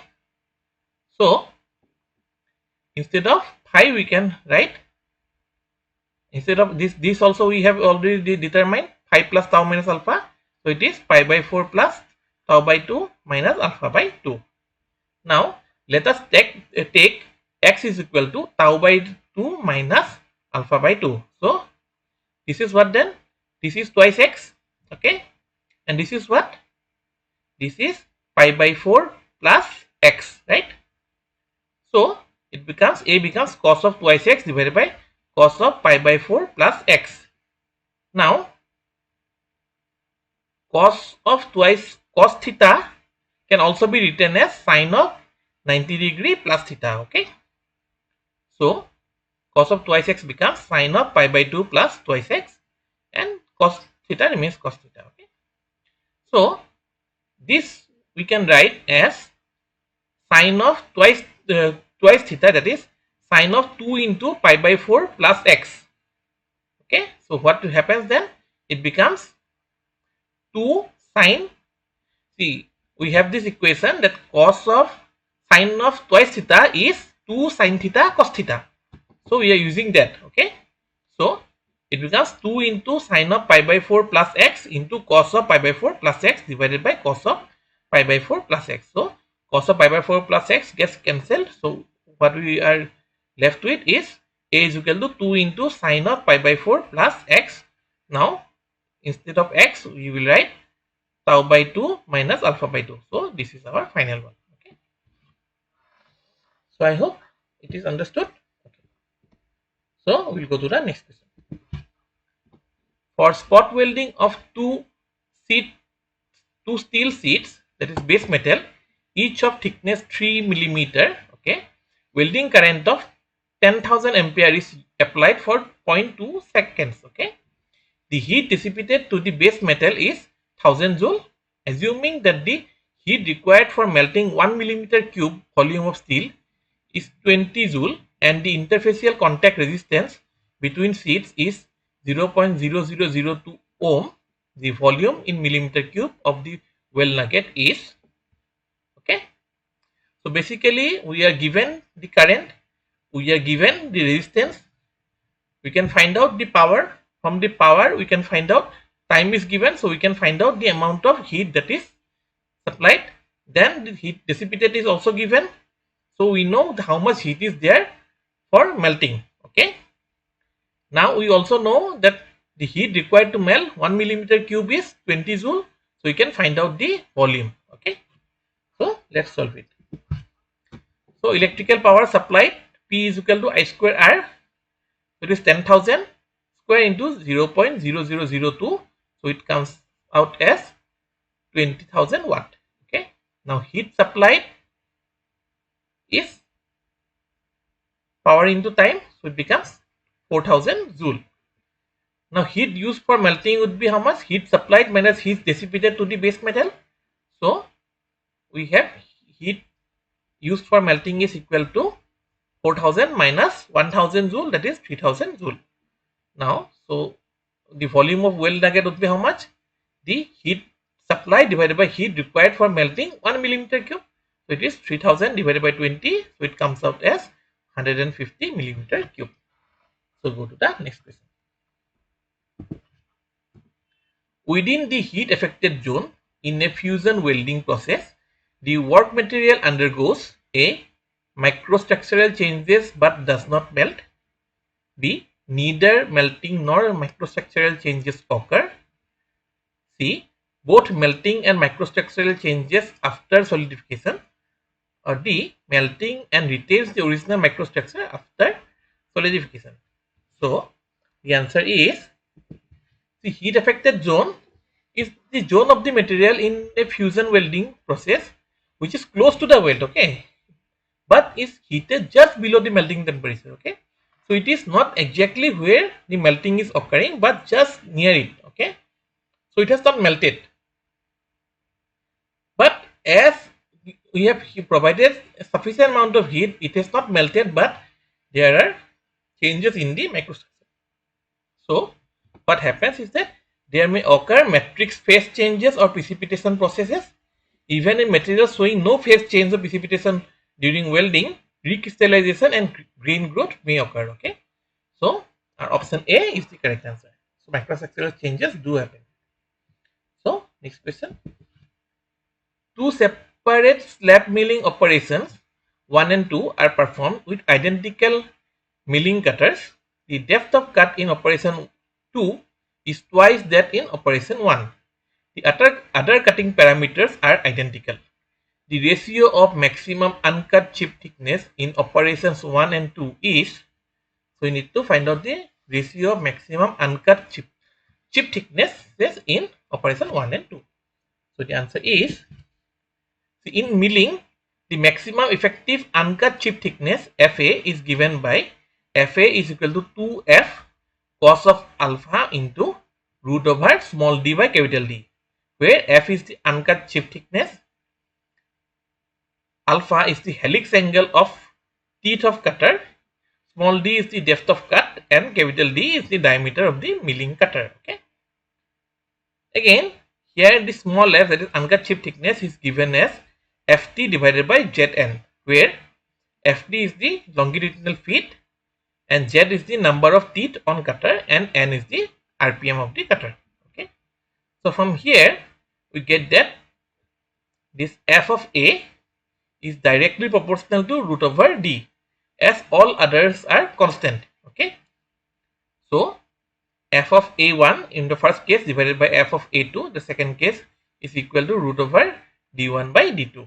So as in the second case the depth of cut is twice, so it becomes root over 1 by 2 or 0.7071. So our ratio of the maximum effective uncut chip thicknesses in case of 1 and 2 is 0.7071. So go to the next question. The principle of material removal in electrochemical machining is A. Fick's law, B. Faraday's law, C. Kirchhoff's law, or D. Ohm's law. So the answer is, it is Faraday's law. So electrochemical machining is considered as the reverse of electroplating with some modifications. It is governed by two laws of Faraday. Number one, the amount of chemical change produced by an electric current, that is the amount of any material dissolved or deposited, is proportional to the amount of electricity passed. Okay, and next, the amounts of different substances dissolved or deposited by the same quantity of electricity are proportional to their chemical equivalent weights. Okay, so first one is this, that amount of metal deposited is proportional to the amount of current passed, electricity passed, and the second is the amount of substance deposited by the same quantity of electricity is proportional to what? To its chemical equivalent weights. Okay, so go to the next question. Better surface finish is obtained with a large rake angle because A. The area of shear plane decreases, resulting in the decrease in shear force and cutting force. B. The tool becomes thinner and the cutting force is reduced. C. Less heat is accumulated in the cutting zone. Or D. The friction between the chip and the tool is less. So the answer is, a large rake angle leads to a better surface finish in machining operations. The shear angle increases, it makes the chip thinner, decreases the heat accumulation and reduces friction. Okay, so heat accumulation is also reduced and friction is also reduced. So this results in what? Smoother cutting action and high quality surface finish. Okay, so go to the next question. Match the following: heat treatment process and the effect. Tempering, quenching, annealing, normalizing. Effect is strengthening and grain refinement, inducing toughness, hardening, and softening. So the answer is C. The process of reheating below lower critical temperature, that is 723 degrees centigrade, the martensitic steel to reduce its brittleness, okay, without any significant loss in its hardness, is called tempering. Okay, so it softens the steel, makes it tougher and more ductile. So tempering is associated with inducing toughness, right? Next, quenching is the rapid cooling of steel from a higher temperature at which the steel is in austenite state, okay, to a lower temperature such as room temperature. It is achieved by immersing the austenite steel in quenching baths such as air, water, brines, various kinds of oil, and molten metals such as lead and tin. And it is done to impart hardness to the steel. So it imparts hardness. Okay, so basically martensite is formed and so it becomes more hard. So at high rates of cooling, the austenite is converted to martensite, which is hard and brittle. Okay, so quenching, what is the? It imparts hardness. Okay, next, during annealing process of the steel, the specimen is heated to a suitable temperature, maintain the temperature for a definite period of time, and cooled in furnace. So it is slow cooling. So it is done to reduce the hardness and brittleness, alter the macrostructure to obtain desired mechanical properties, to soften metals, and to recrystallize cold work materials to relieve residual stresses. Okay, so annealing, what will do? It will soften the metal here. Okay, and during normalizing process of the steel, the specimen is heated beyond the upper and lower critical temperature and cooled in steel air. Okay, so it has a high rate of cooling and results in slight hardening with loss of ductility. it improves strength and machinability. So normalizing is associated with improving strength and machinability. So option B is the correct answer. So go to the next question. In a rolling process, the maximum possible drafts defined as the difference between the initial and final thickness of the metal sheet mainly depends on which pair of the following parameters. Number P, strain; Q, strength of the work material; R, roll diameter; S, roll velocity; or T, coefficient of friction between roll and work. So the answer is, see, the maximum possible draft that can be applied in flat rolling is given as Dmax is equal to mu square into R, where mu is the coefficient of friction between the roll and the die and R is the roll radius. Okay, so our maximum possible draft will depend on what? Roll radius or roll diameter and coefficient of friction. So option B is the correct answer. So go to the next question. A cylindrical riser of 6 cm diameter and 6 cm height has to be designed for a sand casting mold for producing a steel rectangular plate casting of 7 cm by 10 cm by 2 cm, dimensions having the total solidification time of 1.36 minute. The total solidification time in minute of the riser is, so we need to find out the solidification time of the riser. So the answer is C. The volume of the casting is given as 7 by 10 by 2, so it is 140 millimeter cube. Now the area of the casting is how much? 2 into length into breadth plus breadth into height plus length into height. Length into breadth plus length into height plus breadth into height. Okay, so which is equal to 208 millimeter square. Now our time of cooling for this casting would be equal to gamma into volume of the casting divided by area of the casting whole square. Okay, so from here we get gamma is equal to 3.002. Okay, now volume of the riser is how much? Pi by 4 d square h. So h is equal to d here, so it becomes pi by 4 d cube.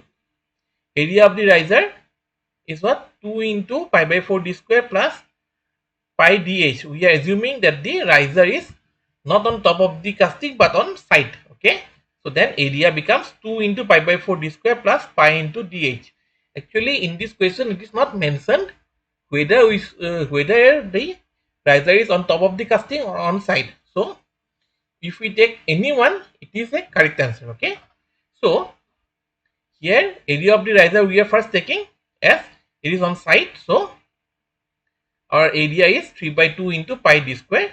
So our time of solidification for this riser would be equal to gamma into VR, that is volume of the riser, divided by area of the riser whole square, so which is equal to gamma into pi by 4 d cube divided by 3 by 2 into pi d square. So it comes as gamma into d by 6 whole square. Now our diameter is given as 6, so our time becomes gamma, that is 3.002 minute. Now if instead of taking it the area as 2 into pi by 4 d square plus pi dx, if we take pi by 4 into d square plus pi dx, that is we are assuming that the riser is attached on top of the casting. Okay, then our area becomes 5 pi by 4 d square. So if we put that, we get that our time of solidification for the riser is 4.323 minute. And in this case both answers are correct, as it is not mentioned how the riser is placed on with respect to the casting. Okay, so go to the next question. A cast iron block of 200 millimeter length is being shaped in a shaping machine with a depth of cut of 4 millimeter, feed of 0.25 millimeter per stroke, and the tool principal cutting edge angle of 30 degree. Number of cutting strokes per minute is 60.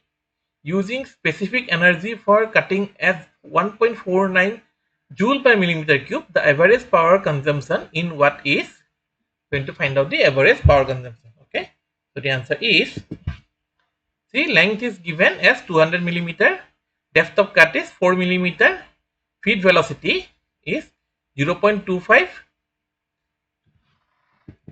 0.25 millimeter per stroke, and we have 60 stroke per minute. So you can write as 0.25 into 60 millimeter per minute. Now per minute, if we convert to second, then it becomes as 0.25 millimeter per second. Okay.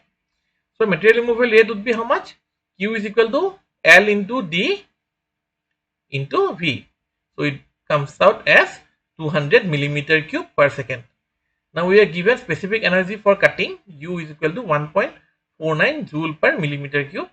So our average power consumption would be W is equal to U into Q, which is equal to 298 watt. Okay.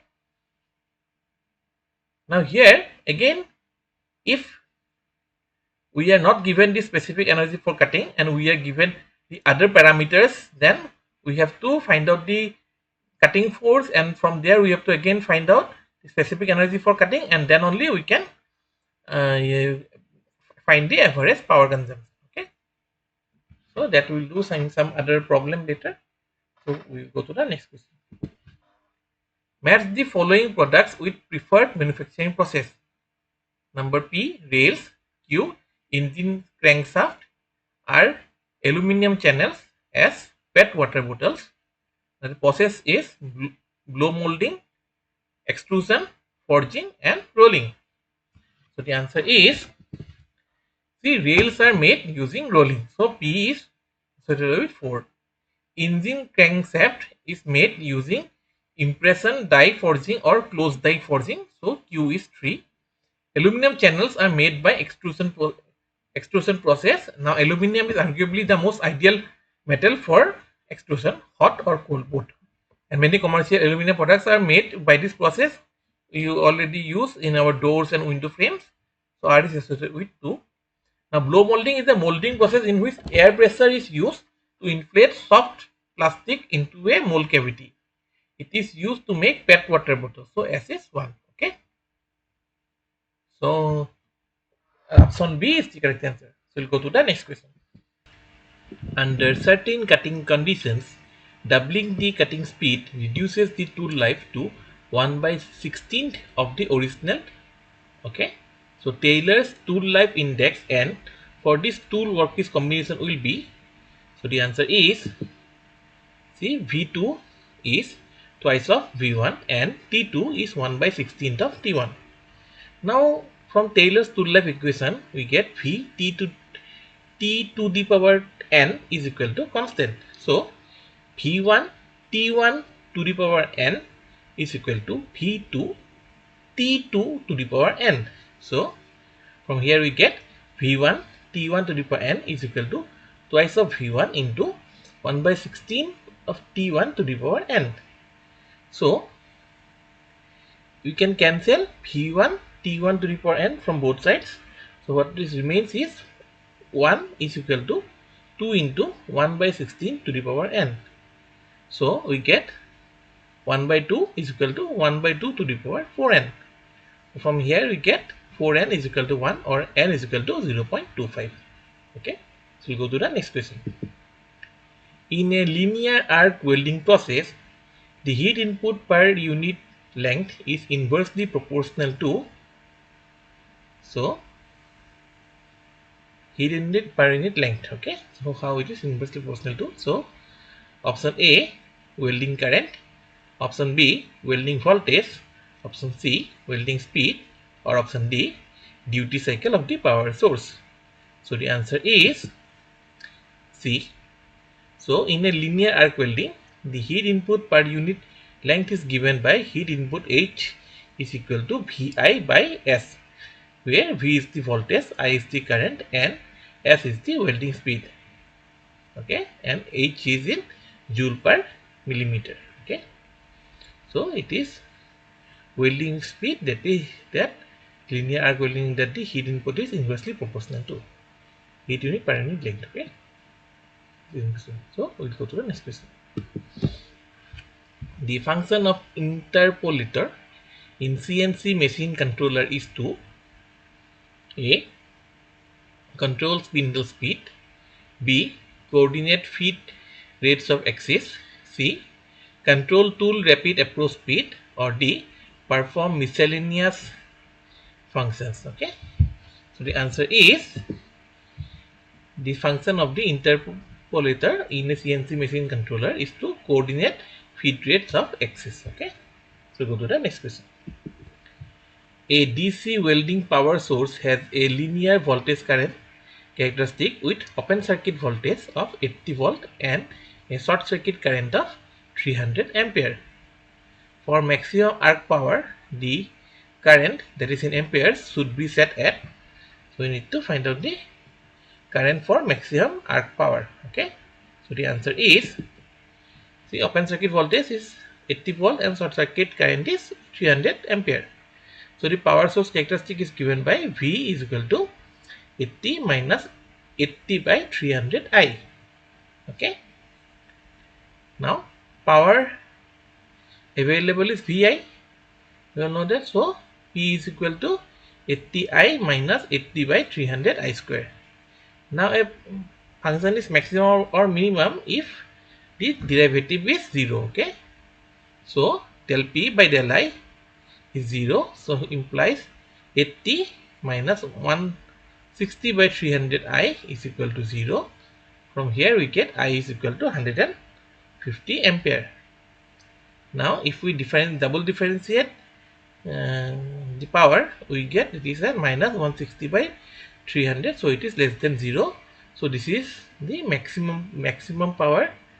Only we are getting at I equal to 50. Had it been greater than 0, then we would have confirmed that at I equal to 150 ampere it is the minimum power, not the maximum power. Since it is minus 160 by 300, this is negative, so it is the maximum power, maximum arc power. Okay, so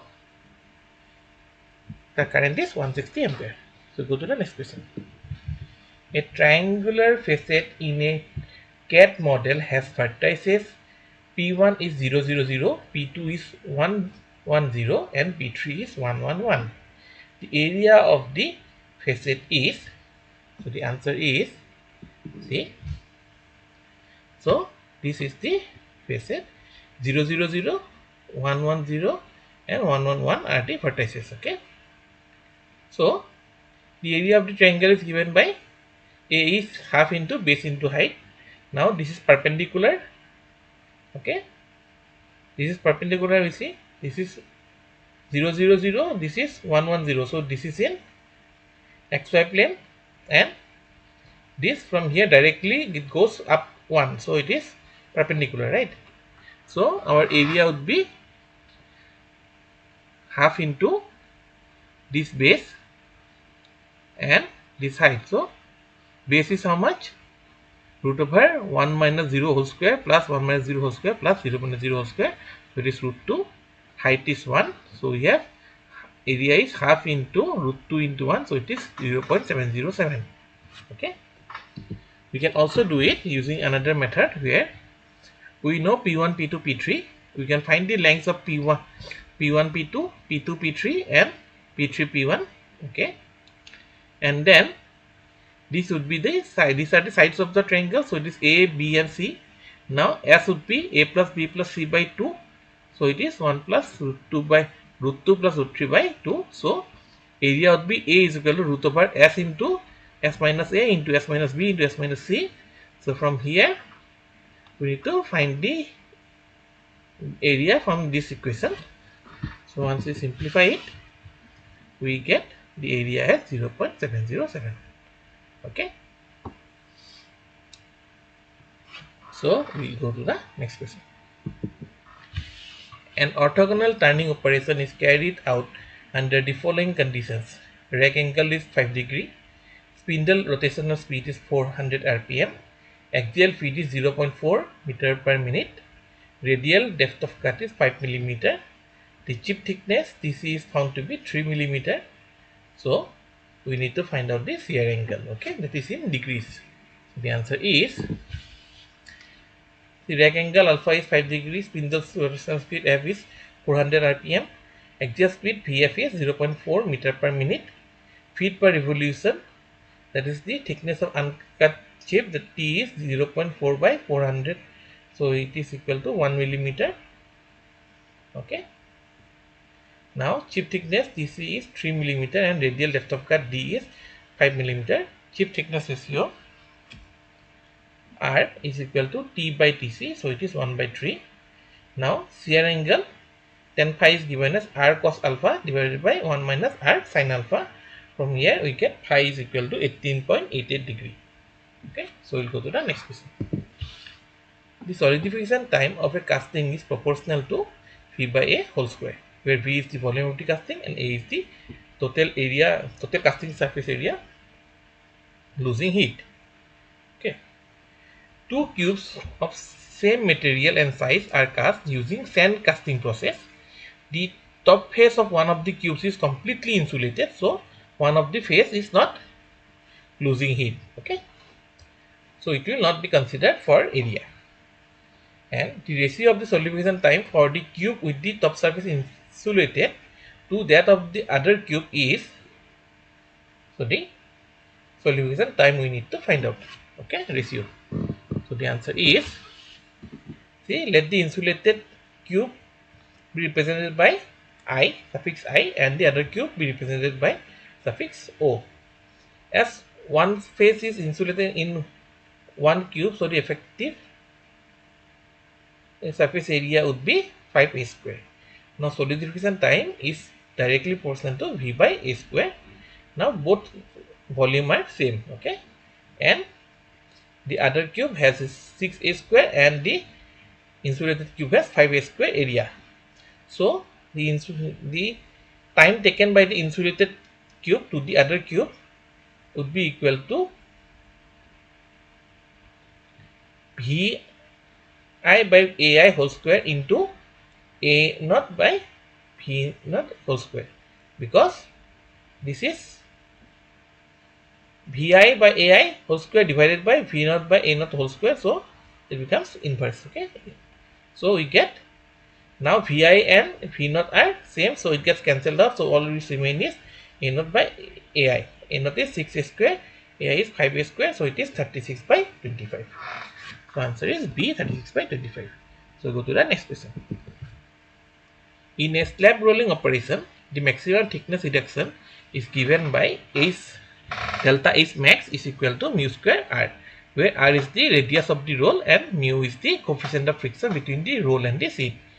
If mu is equal to 0.1, the maximum angle subtended by the deformation zone at the center of the roll, that is bite angle, in degrees we need to find, so let us find. Okay, see, in rolling, angle of bite alpha b is given as cos inverse 1 minus delta h divided by 2r. Now delta h max is what? Mu square r. So h max would be 0, mu is 0.1, so it will be mu square 0.01 into r. So delta h max divided by 2r would be 0.01 by 2, that is 0.005. So alpha b is cos inverse of 1 minus this one, that is 0.005. So it is cos inverse of 0.995 or 0.1004 radian or 5.732 degree. Okay, so we'll go to the next question. In primary mechanism of material removal in electrochemical machining is A. Chemical corrosion, B. Etching, C. Ionic dissolution, or D. Spark erosion. So the answer is that in electrochemical machining is used for materials having low machinability or for complicated shapes. It is the reverse of electroplating. Okay, so the machining is done by the movement of ions or ionic dissociation. Okay, so always remember, electrochemical machining is the reverse of electroplating. Okay, so we'll go to the next question.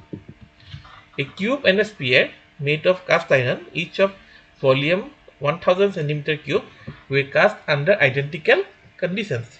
The time taken for solidifying the cube was 4 seconds. The solidification time in second for the sphere is, so volume is same but they are of different shape. So solidifying time of cube is given, we need to find out the solidification time of the sphere. So let us answer. So Ts is equal to gamma into V by A whole square. Now volume of the cube and volume of the spheres are same, 1000 centimeter cube. So from here we get A cube is equal to 4 by 3 pi r cube is equal to 1000. So from here we get A is equal to how much? 10 centimeter, and small r would be equal to 6.20 centimeter. Okay. Now area of the cube is 6 a square, so it is 600 centimeter square, and area of the sphere is 4 pi r square, so it is equal to 483.60 centimeter square. Okay. Now time taken by the sphere to cool solution time divided by t cube, solution time of the cube, is equal to volume of the sphere by area of the sphere whole square into area of the cube by volume of the cube whole square. So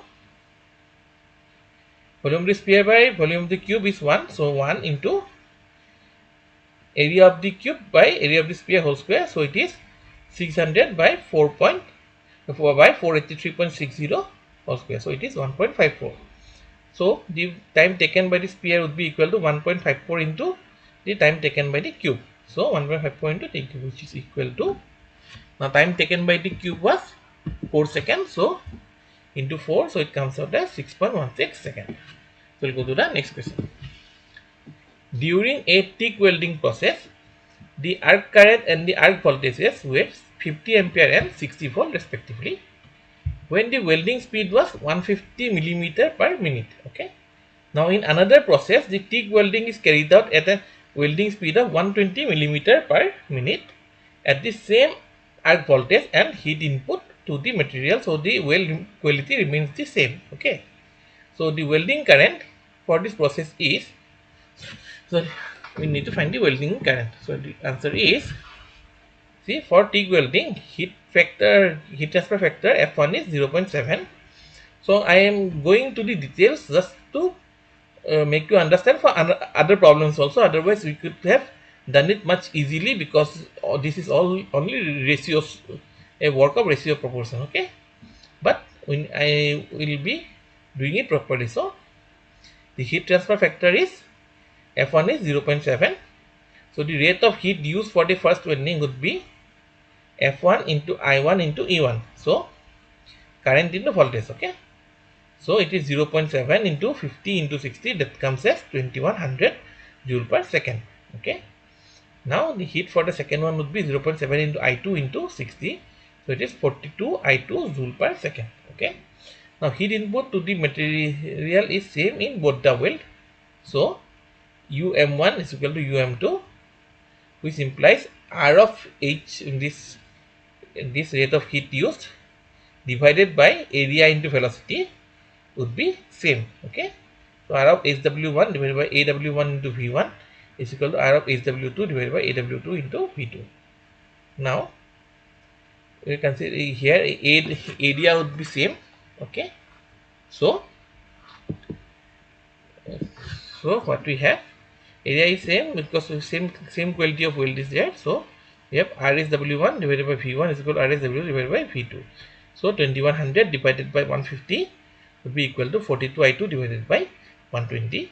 So from here we get I2 is 40 ampere. Okay, so we'll go to the next question. A single point cutting tool with 0° rack angle is used in an orthogonal machining process. At a cutting speed of 180 meter per minute, the thrust force is 490 Newton. If the coefficient of friction between the tool and the chip is 0.7, then the power consumption in kilowatt for the machining operation is, going to find out the power consumption. So the answer is, the rack angle alpha is given, cutting speed is 180 meter per minute or 3 meter per second. The thrust force is 490 Newton and coefficient of friction, it is mu, that is equal to tan of beta is 0.7. Now we know that mu is equal to F by N. So implies that N would be equal to F by mu. So it is equal to 700 Newton. Now power is this normal force into the velocity, cutting speed. Okay, so it will be equal to 700 into 3 watt. So it is equal to 2100 watt or 2.1 kilowatt. So power consumption would be 2.1 kilowatt. So we'll go to the next question. A resistance capacitance relaxation circuit is used in an electrical discharge machining process. The discharge voltage is 100 volt At a spark cycle time of 25 microsecond, the average power input required is 1 kilowatt. Okay, the capacitance in microfarad in the circuit is, so the answer is C. The energy released per spark E is given as E is equal to half of C into Vd square, where C is the capacitance and Vd is the discharge voltage. Okay. Now power output, this one, energy released per spark divided by the time taken per spark, right? So P would be equal to half of C into Vd square divided by the time t. Okay. So from here we can find that C would be equal to 2 into Pt divided by Vd square. Now power is what? 1 kilowatt. So 2 into 1000 into time is 25 microseconds. So 25 into 10 minus 6 divided by the discharge voltage, that is 100. So it is 100 square. So our capacitance comes as 5 microfarad. Okay. So we'll go to the next question. In a machining operation, if the generatrix and directrix both are straight lines, the surface obtained is, so the answer is, it is a plane. Okay. So you see, generatrix, if it is a straight line, directrix if it is a straight line, then process is a tracing and we get a plane. If generatrix is circular, directrix is straight line, then we get a cylindrical object surface.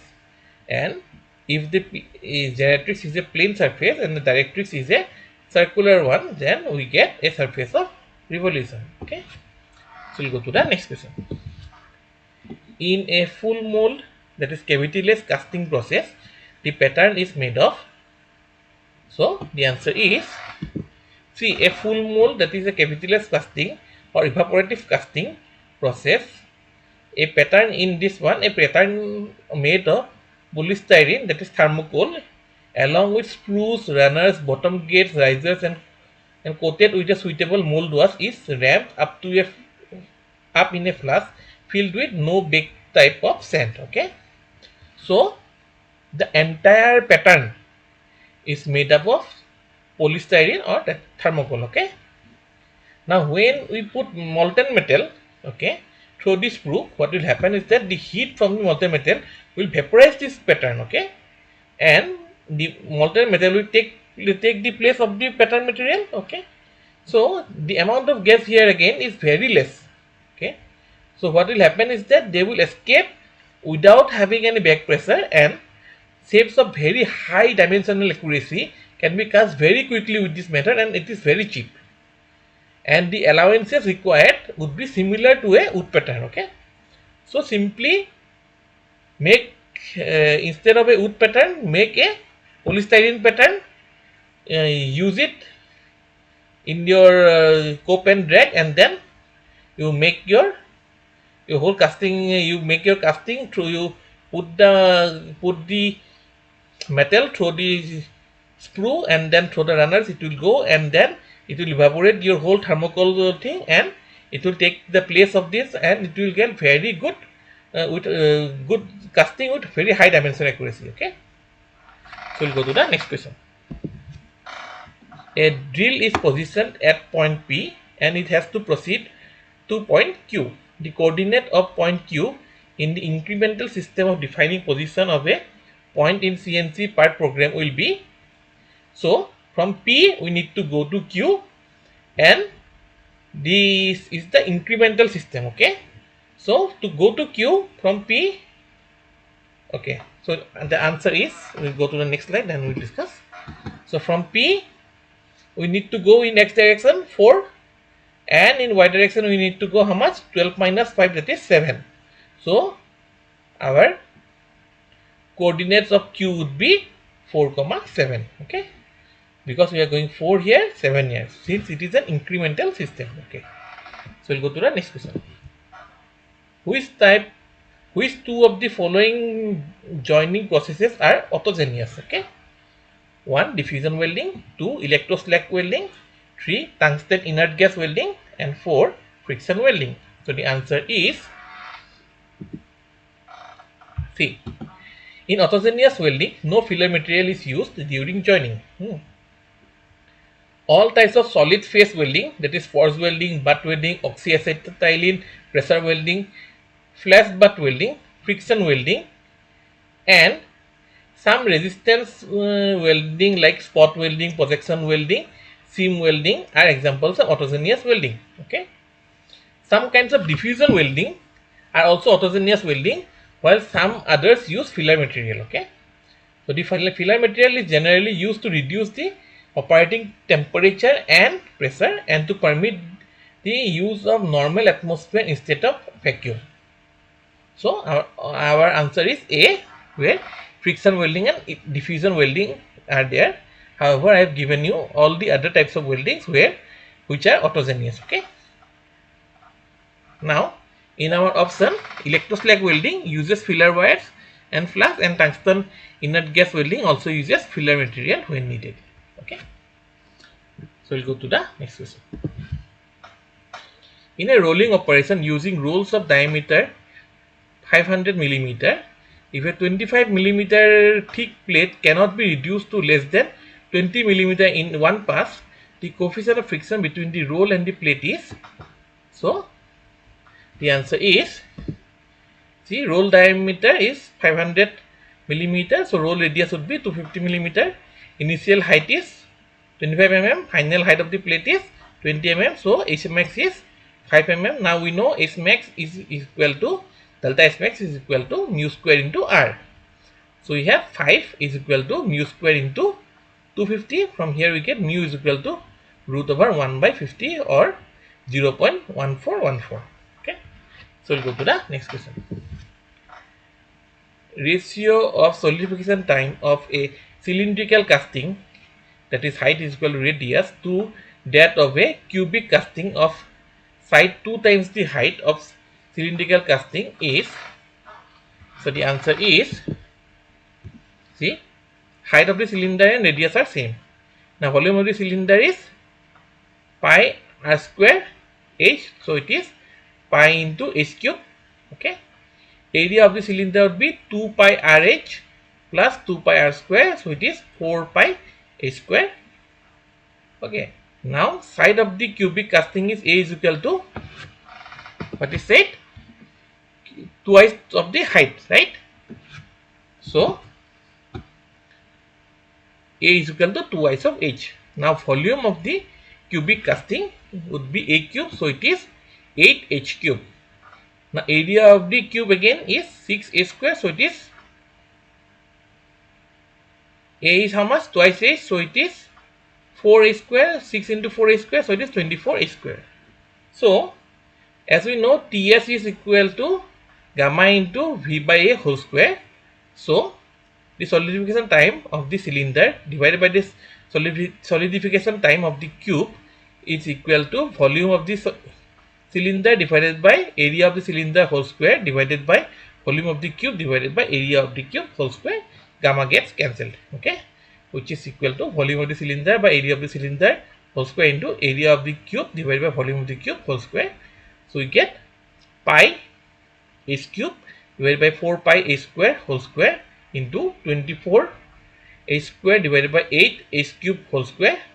So from here you see pi h square gets cancelled, we have only h by 4, so it becomes h square by 16, and here we see up this is h square and h cube, so only h remains in the denominator and numerator we have 3, so 3 by h, so whole square is 9 by h square, so it becomes h square gets cancelled, so we have 9 by 16, which is equal to 0.5625. So we'll go to the next question. Orthogonal turning of a mild steel tube with a tool of rack angle 10 degree is carried out at a speed of 0.14 millimeter per revolution. If the thickness of the chip produced is 0.28 millimeter, the values of the shear angle and the shear strain will be respectively. So you need to find out the shear angle and the shear strain. So the answer is, see, feet per revolution, that is undeformed thickness T1 is 0.14 millimeter. Now thickness of the chip produced is 0.28 millimeter. So chip thickness ratio R is T1 by T2, that is 0.5. Rack angle is given 10 degree. So we know tan phi is r cos alpha divided by 1 minus r sin alpha. So we get phi is 28 degree and 20 minute. Next, shear strain gamma is equal to cot of phi plus tan of phi minus alpha. So we get that is as 2.19. Okay, so shear strain is 2.19. So we'll go to the next question.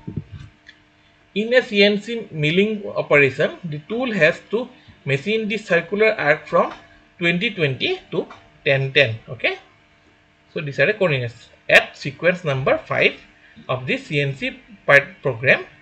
If the center of the arc is at 20,10, the machine has incremental mode of defining position coordinates. So the correct tool path command is, so the answer is, see, as the sequence number is 5, so the program will start with N05. Okay, now this machine has incremental mode of defining coordinates. So G91 is the code and G90 would have been for absolute input coordinates. Okay, so we will have now N5 Z91. Now we are going from 1010 to 2020, so it is in clockwise. So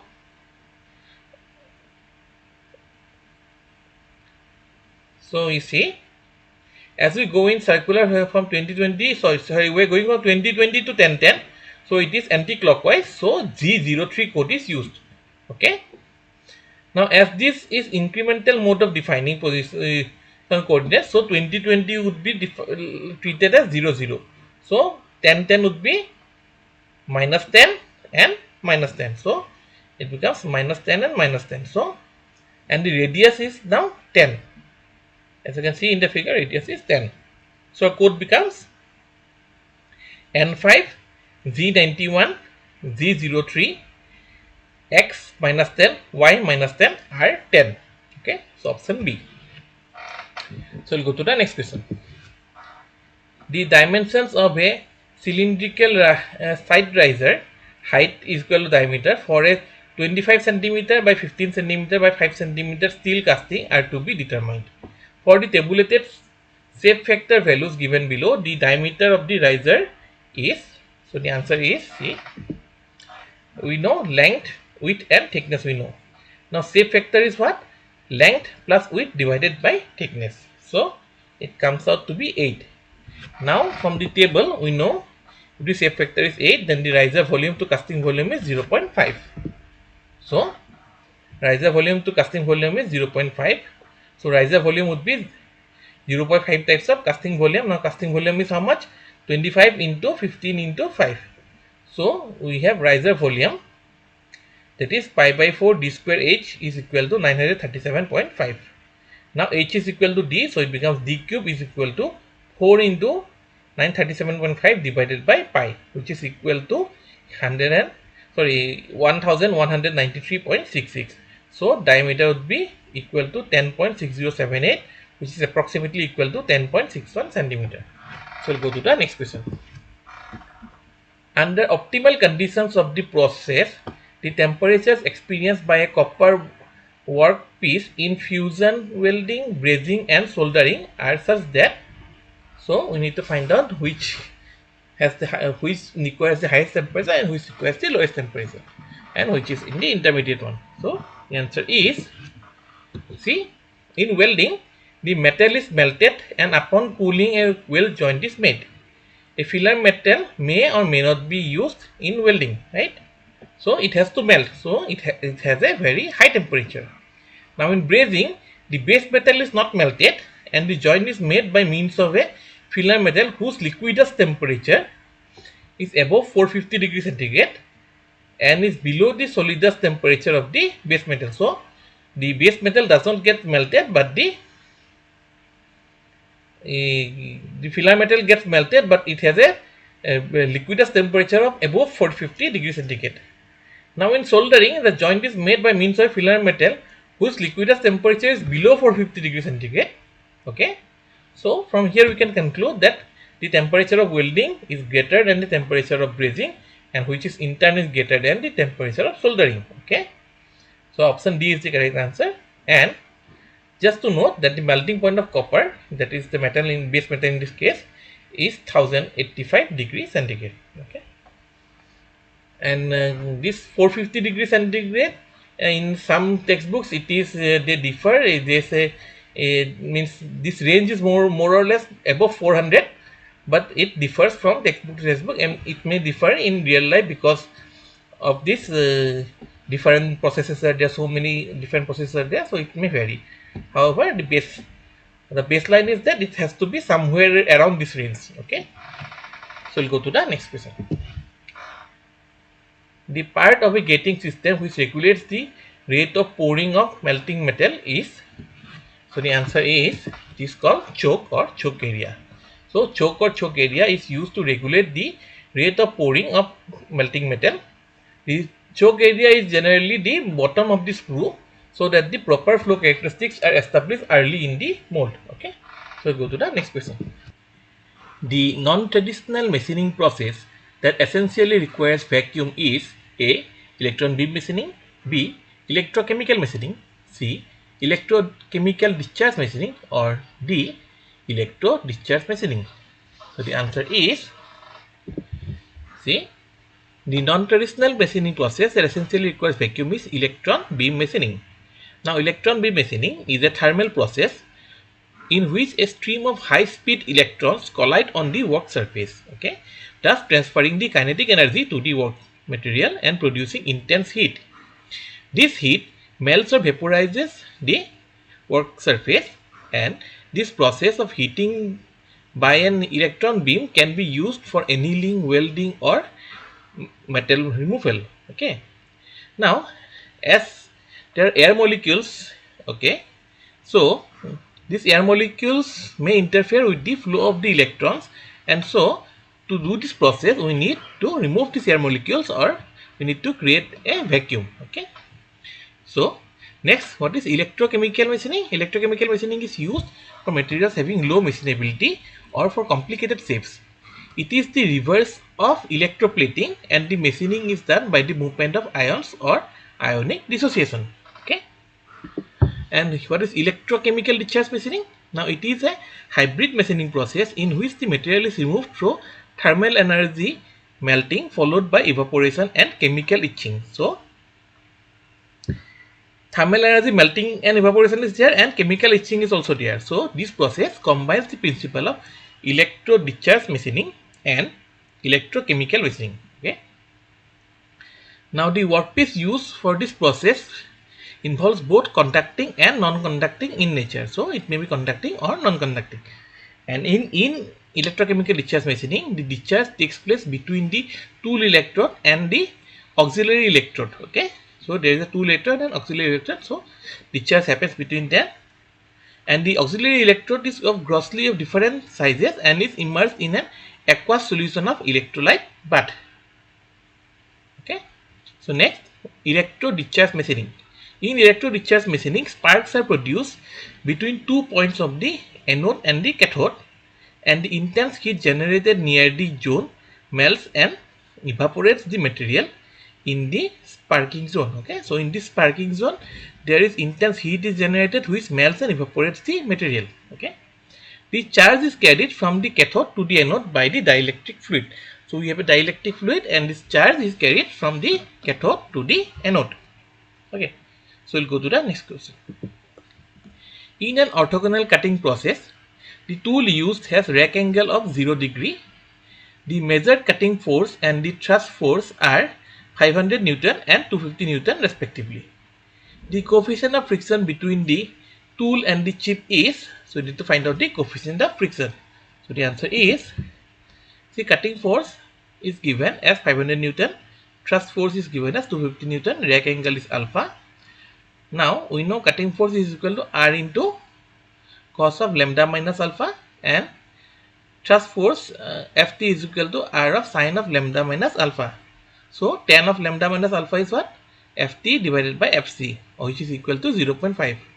Now alpha is 0, so tan of lambda is 0.5. So our coefficient of friction mu is tan alpha, and so mu is 0.5. Okay, so coefficient of friction 0.5. So we'll go to the next question. Match the following. feeler gauge, fillet gauge, snap gauge, and cylindrical plug gauge. And on the other side, this radius of an object, diameter within limits by comparison, 3. Clearance or gap between components, or 4. Inside diameter of straight holes. So the answer is see these are called feeler gauge. Okay, it is used to check or measure the clearance between two meeting parts. Okay, now for example, it can be used in gauging the clearance between piston and cylinder. So in between piston and cylinder, you can insert and measure it how much is there, because these are of different sizes. So you can insert and check how much gap is there. Okay, and also for adjusting the spark gap between distributor points of an automobile. So you can also adjust the spark points. The feeler gauge set consists of narrow strips of sheet steel of different thickness assembled together in a holder. So this is the holder and we have different thickness. Okay. Now what is the fillet gauge? Fillet gauge is used to measure the radius of an object. So here with these angles we can measure the radius. Okay. So this is a fillet gauge. Next, snap gauge. Snap gauge is used to check the upper and lower limit of the diameter of cylindrical objects. Okay, so one is go, one is no go, and so we can measure. And what is the cylindrical plug gauge? It is used for checking size limits of straight cylindrical holes. So you can insert and check the size limit of straight cylindrical holes. So this is a cylindrical plug gauge. Okay, so our option A is the correct answer. So we'll go to the next question.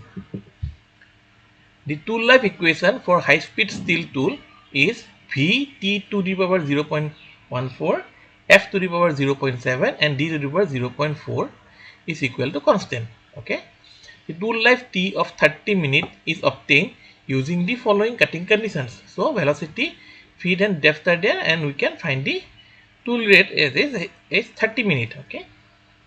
Now if the speed, feet and depth of cut are increased individually by 25%, the tool life in minute is, so we are increasing all this by 25%. So let us see what happens to the new tool life. Okay, so the answer is, see, Vt to the power 0.14 into F to the power 0.7 into D to the power 0.4 is equal to constant. Now V1 was given, V2 is then 1.25 of V1, F2 is 1.25 of F1 and D2 is 1.25 of D1. So now as this is constant, so our V1 into this value is equal to V2 into this value. So from here we get T2 would be equal to this whole left hand side divided by this part, V2 into F2 to the power 0.7 into D to the power 0. And to the power what? This 0.4, so this will be 1 by 0.14. So once we do this, we find V1 gets cancelled, F1 to the power 0.7, F1 to the power 0.7 gets cancelled, D1 to the power 0.4 and D1 to the power 0.4 gets cancelled. So what remains is, numerator is 1 and denominator it is 1.25 into 1.25 to the power 0.7 into 1.25 to the power 0.4. So it is 1.25 to the power 1 plus 0.7 plus 0.4. It is 1.25 to the power 2.1. So it becomes, now T2 would be then equal to 30. Okay. So this 30 was there, 30 to the power 1 by 0.14, so it comes out outside. So 30 into 1 by 1.25 to the power 2.1 into 1 by 0.14. So it comes as 30 into 1 by 1.25 to the power 15. So once we take this, so you get as 2.1 gets out, so it gets 15. Okay, so it is approximately equal to 1.0555 or approximately equal to 1.06. Okay, so tool life is 1.06 minute. So we'll go to the next question. A cylindrical job with diameter of 200 mm and height of 100 mm is to be cast using modulus method of riser design. Okay, assume that the bottom surface of cylindrical riser does not contribute as cooling surface. If the diameter of the riser is equal to the height, then the height of the riser is, so you see, we have asked to not consider the bottom surface of this cylindrical riser, as it is not it doesn't contribute to a cooling surface. Okay, so our answer is, see, diameter of the casting is 200 millimeter, height of the casting is 100 millimeter. So modulus of the casting would be volume by area, so which is equal to pi dc diameter square into h divided by 2 into pi by 4 diameter square plus pi into diameter into h. This is for the casting. Okay, so it comes out to be 25. Now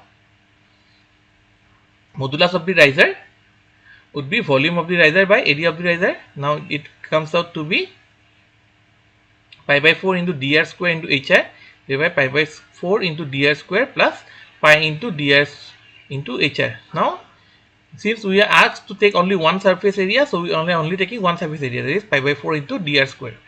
Okay, so if we simplify it, it comes out to be, as height and diameter are same, so it comes out to be dr by 5. Okay, so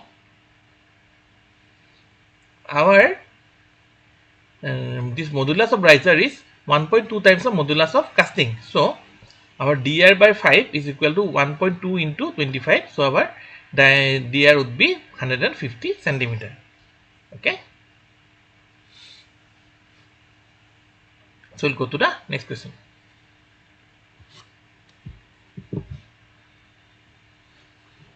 Okay, just to clarify, as we are asked to take the modulus method, so in this modulus method, this is the equation. Modulus of riser is equal to 1.2 times of modulus of casting. So go to the next question. A 300 millimeter thick slab is being cold rolled using roll of 600 millimeter diameter. If the coefficient of friction is 0.08, the maximum possible reduction in millimeter is, so the answer is, see, diameter we have given, so radius we know, so diameter is 600, so radius becomes 300, mu is 0.08. Now the maximum possible draft would be delta S max is equal to mu square into r, so our mu is 0.08 whole square into 300, so it comes out to be 1.92 millimeter. Okay, so we'll go to the next one. The figure below represents a triangle PQR with initial coordinates of the vertices as 1, 3, P 1, 3, Q 4, 5 and R 5, 3.5. The triangle is rotated in the xy plane about the vertex P by an angle theta in clockwise direction. If sin theta is equal to 0.6, cos theta is equal to 0.8, the new coordinates of the vertex Q is to be determined. Okay, so the answer is C. Now when a point x dash y dash is rotated by an angle about a point P x1 y1 in the clockwise direction, the coordinates of the new point is given by x minus x1 and y minus y1 is equal to cos theta sin theta minus sin theta and cos theta into x dash minus x1 and y dash minus y1. Now see, this is because of it is clockwise. If it is anti-clockwise, then again this changes. Okay, so from here if we see, we find that the coordinates of the q dash is 4.6, 2.8. So this matrix simplifications I am not going into, you can do it yourself. Okay, so go to the next question. The welding process, which uses a blanket of fusible granular flux, is, so this process is submerged arc welding. Okay, so submerged arc welding uses a mass of fusible granular flux and the arc is maintained underneath it. Okay, so since it is arc is maintained underneath it, that is why it is submerged arc welding. Okay, the flux contains calcium oxide, calcium fluoride and silica and is sintered for a coarse powder. Okay, now this granulated flux is spread over the joint to be made and the consumable electrode is fed into this flux. A portion of the flux melts to protect the liquid weld pool, while the rest of the flux seals the arc. Okay, so this flux melts and it protects the liquid weld pool, while the rest of the flux it seals the arc. So as the arc is shielded, it is in underneath it, so that is why it is submerged arc welding. So we'll go to the next one. The following data is applicable for a turning operation.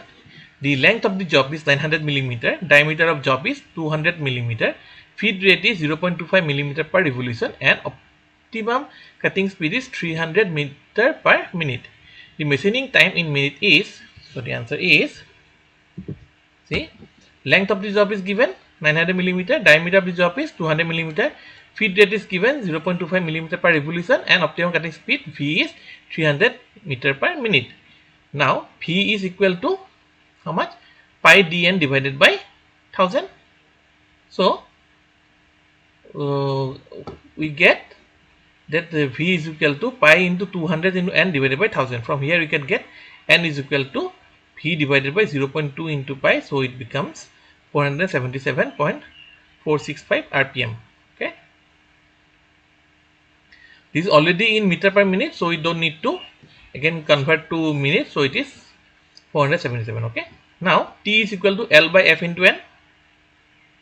So time is equal to L is 900 divided by F is 0.25 and N is this one. So from here we get time required is 7.5398, or approximately equal to 7.54. This is in minute. Yes, this is in minute. So we'll go to the next one. Our question was in minute, so this is in minute. Okay, so we'll go to the next one. In an ultrasonic machining process, the material removal rate is plotted as a function of the feed force of the ultrasonic machining tool. Now, when increasing feed force, the material removal rate exhibits the following behavior. Okay, so material removal rate is a function of the feed force, okay, of the tool, and so with increasing feed force, what happens to the material removal rate? So the answer is that with an increase in the feed force, the material removal rate tends to increase. However, in reality, it tends to decrease beyond a certain critical value of the force as the grains start getting crushed. Okay. Now, as we know, in ultrasonic machining, we have this abrasive grains are there. Then we have this vibrating tool is there. So, as the force of this vibrating tool gets increased, so these grains get crushed, and so this material removal rate it decreases after a certain point, because these are so fine that it cannot dislodge the material and it cannot remove it. Okay, so our material removal rate tends to follow this this graph. Okay, now here are some points of the ultrasonic machining to understanding better. So what are they? In ultrasonic machining process, the material is removed by 1. The chemical action associated with the fluid used, 2. The hammering of the abrasive particles on the work surface by the tool, and 3. The erosion due to cavitation, and 4. The impact of the free abrasive materials on the work surface. Okay, so we'll go to the next one. Gray cast iron blocks of size 100 mm by 50 mm by 10 mm with a central spherical cavity of diameter 4 mm are sand cast.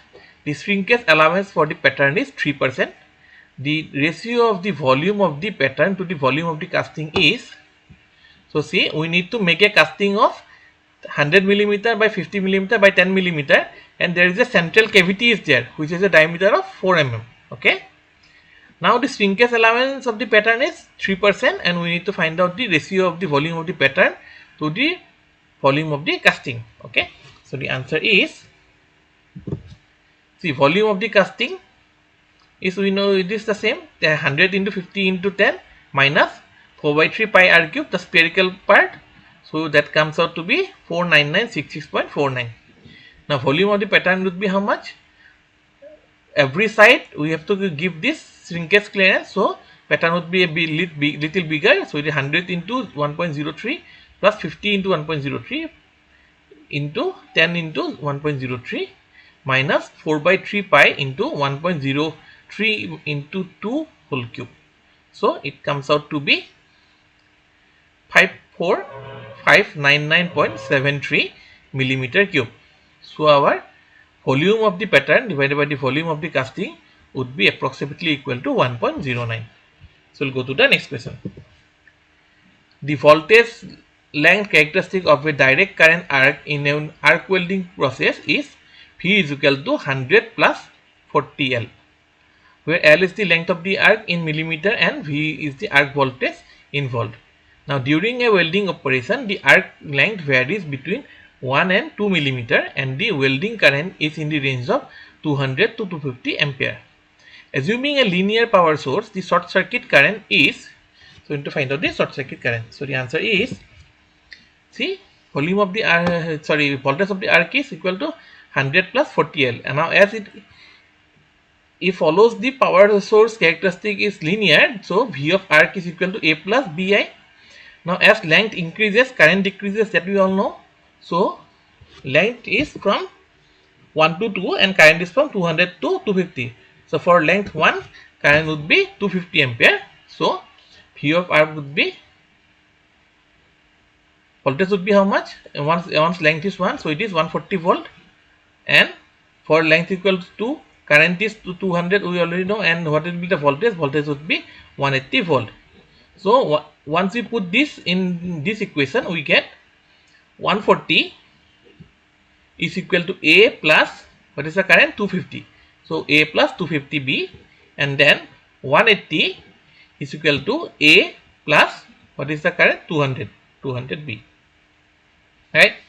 Now once we subtract this equation from the second equation, we get 40 is equal to A gets cancelled, we have minus 50B. So B becomes minus 0.8. So therefore 140 is equal to A plus 250 into minus 0.8. So our A becomes 340. Okay. So our V of R becomes 340 minus 0.8 I. Now when V of arc is equal to open circuit voltage and current is 0, so open circuit voltage would be 340 volt. Okay, and when I is equal to I short circuit, then V of arc becomes 0. So we get 0 is equal to 340 minus 0.8 into I short circuit current. So I current short circuit current would be equal to 340 divided by 0.8. It is 425 ampere. We can do it in another method like this. Now initially it is same. So we find the VR for both the lengths where we current is already known. So if when the power source characteristic is linear, so we can use this equation, V by V of open circuit voltage plus I by I of short circuit current is equal to 1. So we put first 140 divided by V of OCV plus 250 by ISCC equal to 1, and 180 by V of OCV plus 200 by ISCC equal to 1. Now if we multiply the second equation by 5 times and first equation by 4 times and subtract 5 times of the second equation minus 4 times of the first equation, we get this 5 times is 900 minus 4 times is 516. So 900 minus 560 is 340 divided by V of OCV. Okay, plus this is 1000 by ISCC and this is also 1000, so gets cancelled. 5 minus 4 is 1, so 340 by V of OCV equal to 1. So open circuit voltage is 340 volt. Now once we put that value here, what we get is 140 by 340 plus 250 by I of short circuit current is equal to 1. So from here we get 250 by I of short circuit current is equal to 200 divided by 340. Okay, this is 1 minus 140 by 340 is what? 200 by 340, and 250 by ISCC is there. So I of short circuit current would be equal to 425 ampere. Okay, so we'll go to the next question. For a certain job, the cost of metal cutting is rupees 18 C by V, where C is a constant and V is the cutting speed, and the cost of tooling is rupees 270 C by TV, where T is the tool life in minutes and V is the cutting speed in meter per minute. The Taylor's tool life equation is V T to the power 0.25 is equal to 150. Now the cutting speed for the minimum tool cost would be, so the answer is, the metal cutting cost is rupees 18 C by V, tooling cost is rupees 270 C by TV. So total cost would be 18 C by V plus 270 C by TV. Now we have V T to the power 0.25 is equal to 150. From here we get T is equal to 150 by V to the power 4, right? So our CT would be equal to 18 C by V plus 270C by 150 by V to the power 4 into V. Okay, so it becomes 18C into V to the power minus 1 plus 270C divided by 150 to the power 4 into V to the power cube, because see V to the power 4 was there, here 1, so it was V to the power minus 3 down, so it becomes V cube up. Okay, now for tooling, minimum tooling cost, del of Ct by del V would be equal to 0. From here we get V is equal to 57.91 meter per minute. So we'll go to the next question. The surface irregularities of electrodes used in an electrochemical machining process are 3 micrometer and 6 micrometer as shown in the figure. Okay, so if the workpiece of the pure iron and 12 volt DC is applied between the electrodes, the largest feed rate is, so you need to find out in millimeter minute the largest feed rate. Okay, conductivity of the electrode is given, over potential voltage is given, density of iron is given, atomic weight of iron is given. Then assume that the iron to be dissolved as Fe plus 2, so valency is 2, and the Faraday's constant is also given. Okay, so the answer is, see, in electrochemical machining, the maximum feed rate is given by Fmax is equal to kappa into A into V minus delta V divided by rho Z F Y, where conductivity of the electrode kappa is 0.02 per ohm per millimeter. Atomic weight of the workpiece material A is equal to 55.85 gram. Voltage V is 12 volt. Over voltage delta V is 1.5 volt. Density rho is 7860 kg per meter cube. So it comes out to be 7.86 into 10 to the power minus 3 gram per millimeter cube. So here 7.86 into 1000 into kg, k is 1000, so 10 to the power 6 is on the numerator and denominator 10 to the power 9 millimeter cube, so it comes up is 7.86 into 10 to the power minus 3 gram per millimeter cube. Valency Z is 2, Faraday's constant F is 96500 coulomb, and the minimum allowable value of the nominal gap so that the electrode do not touch each other is 0.003 plus 0.006 millimeter, that is 3 plus 6 micrometer, so that is so that comes out to be 0.009 millimeter. Now this gap is called the equilibrium gap and is denoted by YE. So YE is equal to 0.009 millimeter. Okay, so our Fmax is equal to kappa into A into V minus del V divided by rho Z F into YE. So putting all the values, we get Fmax is equal to approximately 51.55 millimeter per minute. Okay, so maximum feed rate is 55.55 millimeter per minute. So we'll go to the next one. In a wire cut EDM process, the necessary conditions that have to be met for making a successful cut are that A. Wire and sample are electrically non-conducting. B. Wire and sample are electrically conducting. C. Wire is electrically conducting and sample is electrically non-conducting. Or D. Sample is electrically conducting and wire is electrically non-conducting. So the answer is C. In a wire cut EDM, as we know, one has to be anode and one has to be cathode. So the wire and sample are electrically conducting. That is the necessary condition. Okay, so we'll go to the next one. Match the following part programming codes with their respective functions. So Z01, Z03, M03 and M05. It is spindle stop, spindle rotation clockwise, circular interpolation anti-clockwise, linear interpolation. Okay, so the answer is, see, Z01 is linear interpolation, Z03 is circular interpolation anti-clockwise. Okay, then M03 is spindle on clockwise and M05 is spindle stop, and I have given also some of the other functions. So option C is the correct one. So we'll go to the next one.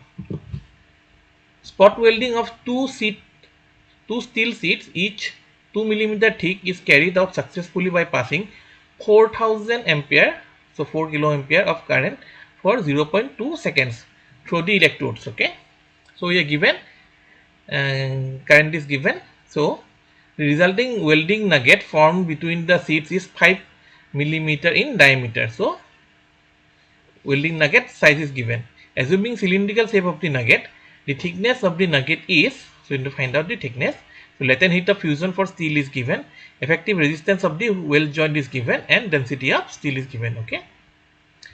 So the answer is, see, electrical power supplied would be how much? I square into R. So it is 4000 square into resistance is 0.0002. So it comes out to be 3200 watt. Now heat supplied is would be power into time. So it is 640 joule.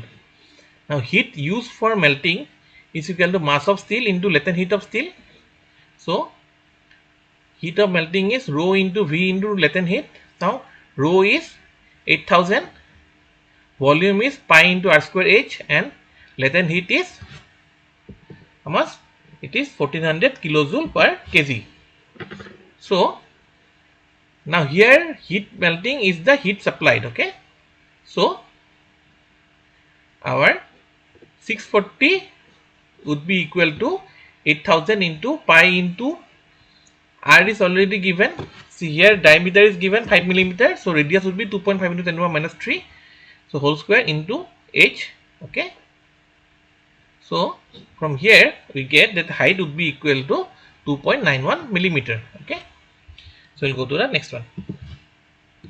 For an orthogonal cutting operation, tool material is high speed steel, rack angle is 22 degree, chip thickness is 0.8 millimeter, speed is 48 meter per minute, and feed is 0.4 millimeter per revolution. The shear plane angle in degrees is, so the answer is C. Rack angle is 22 degree, chip thickness TC is 0.8, speed is 48 millimeter per minute. So feet per revolution, that is the thickness of uncut chip, would be 0.4 millimeter. So we can find out the chip thickness ratio. So it is T by TC. So it can also be written as T2. Okay, so this will be T1. So T1 by T2, that is 0.5. Now shear plane angle phi would be equal to r cos alpha by 1 minus r sin alpha gives the 10 phi. So our phi is 29.70 degree. Okay, so we'll go to the next one. In a sheet metal of 2 millimeter thickness, a hole of 10 millimeter diameter needs to be punched. Okay, the yield strength in tension of the sheet material is 100 megapascal and its ultimate shear strength is 80 megapascal. The force required to punch the hole is, so the answer is C. Diameter of the hole is 10 millimeter. Length of the cutters is pi into d, so it comes out to be 0.03146 meter. Sheet thickness is 2 millimeter, so 0.002 meter.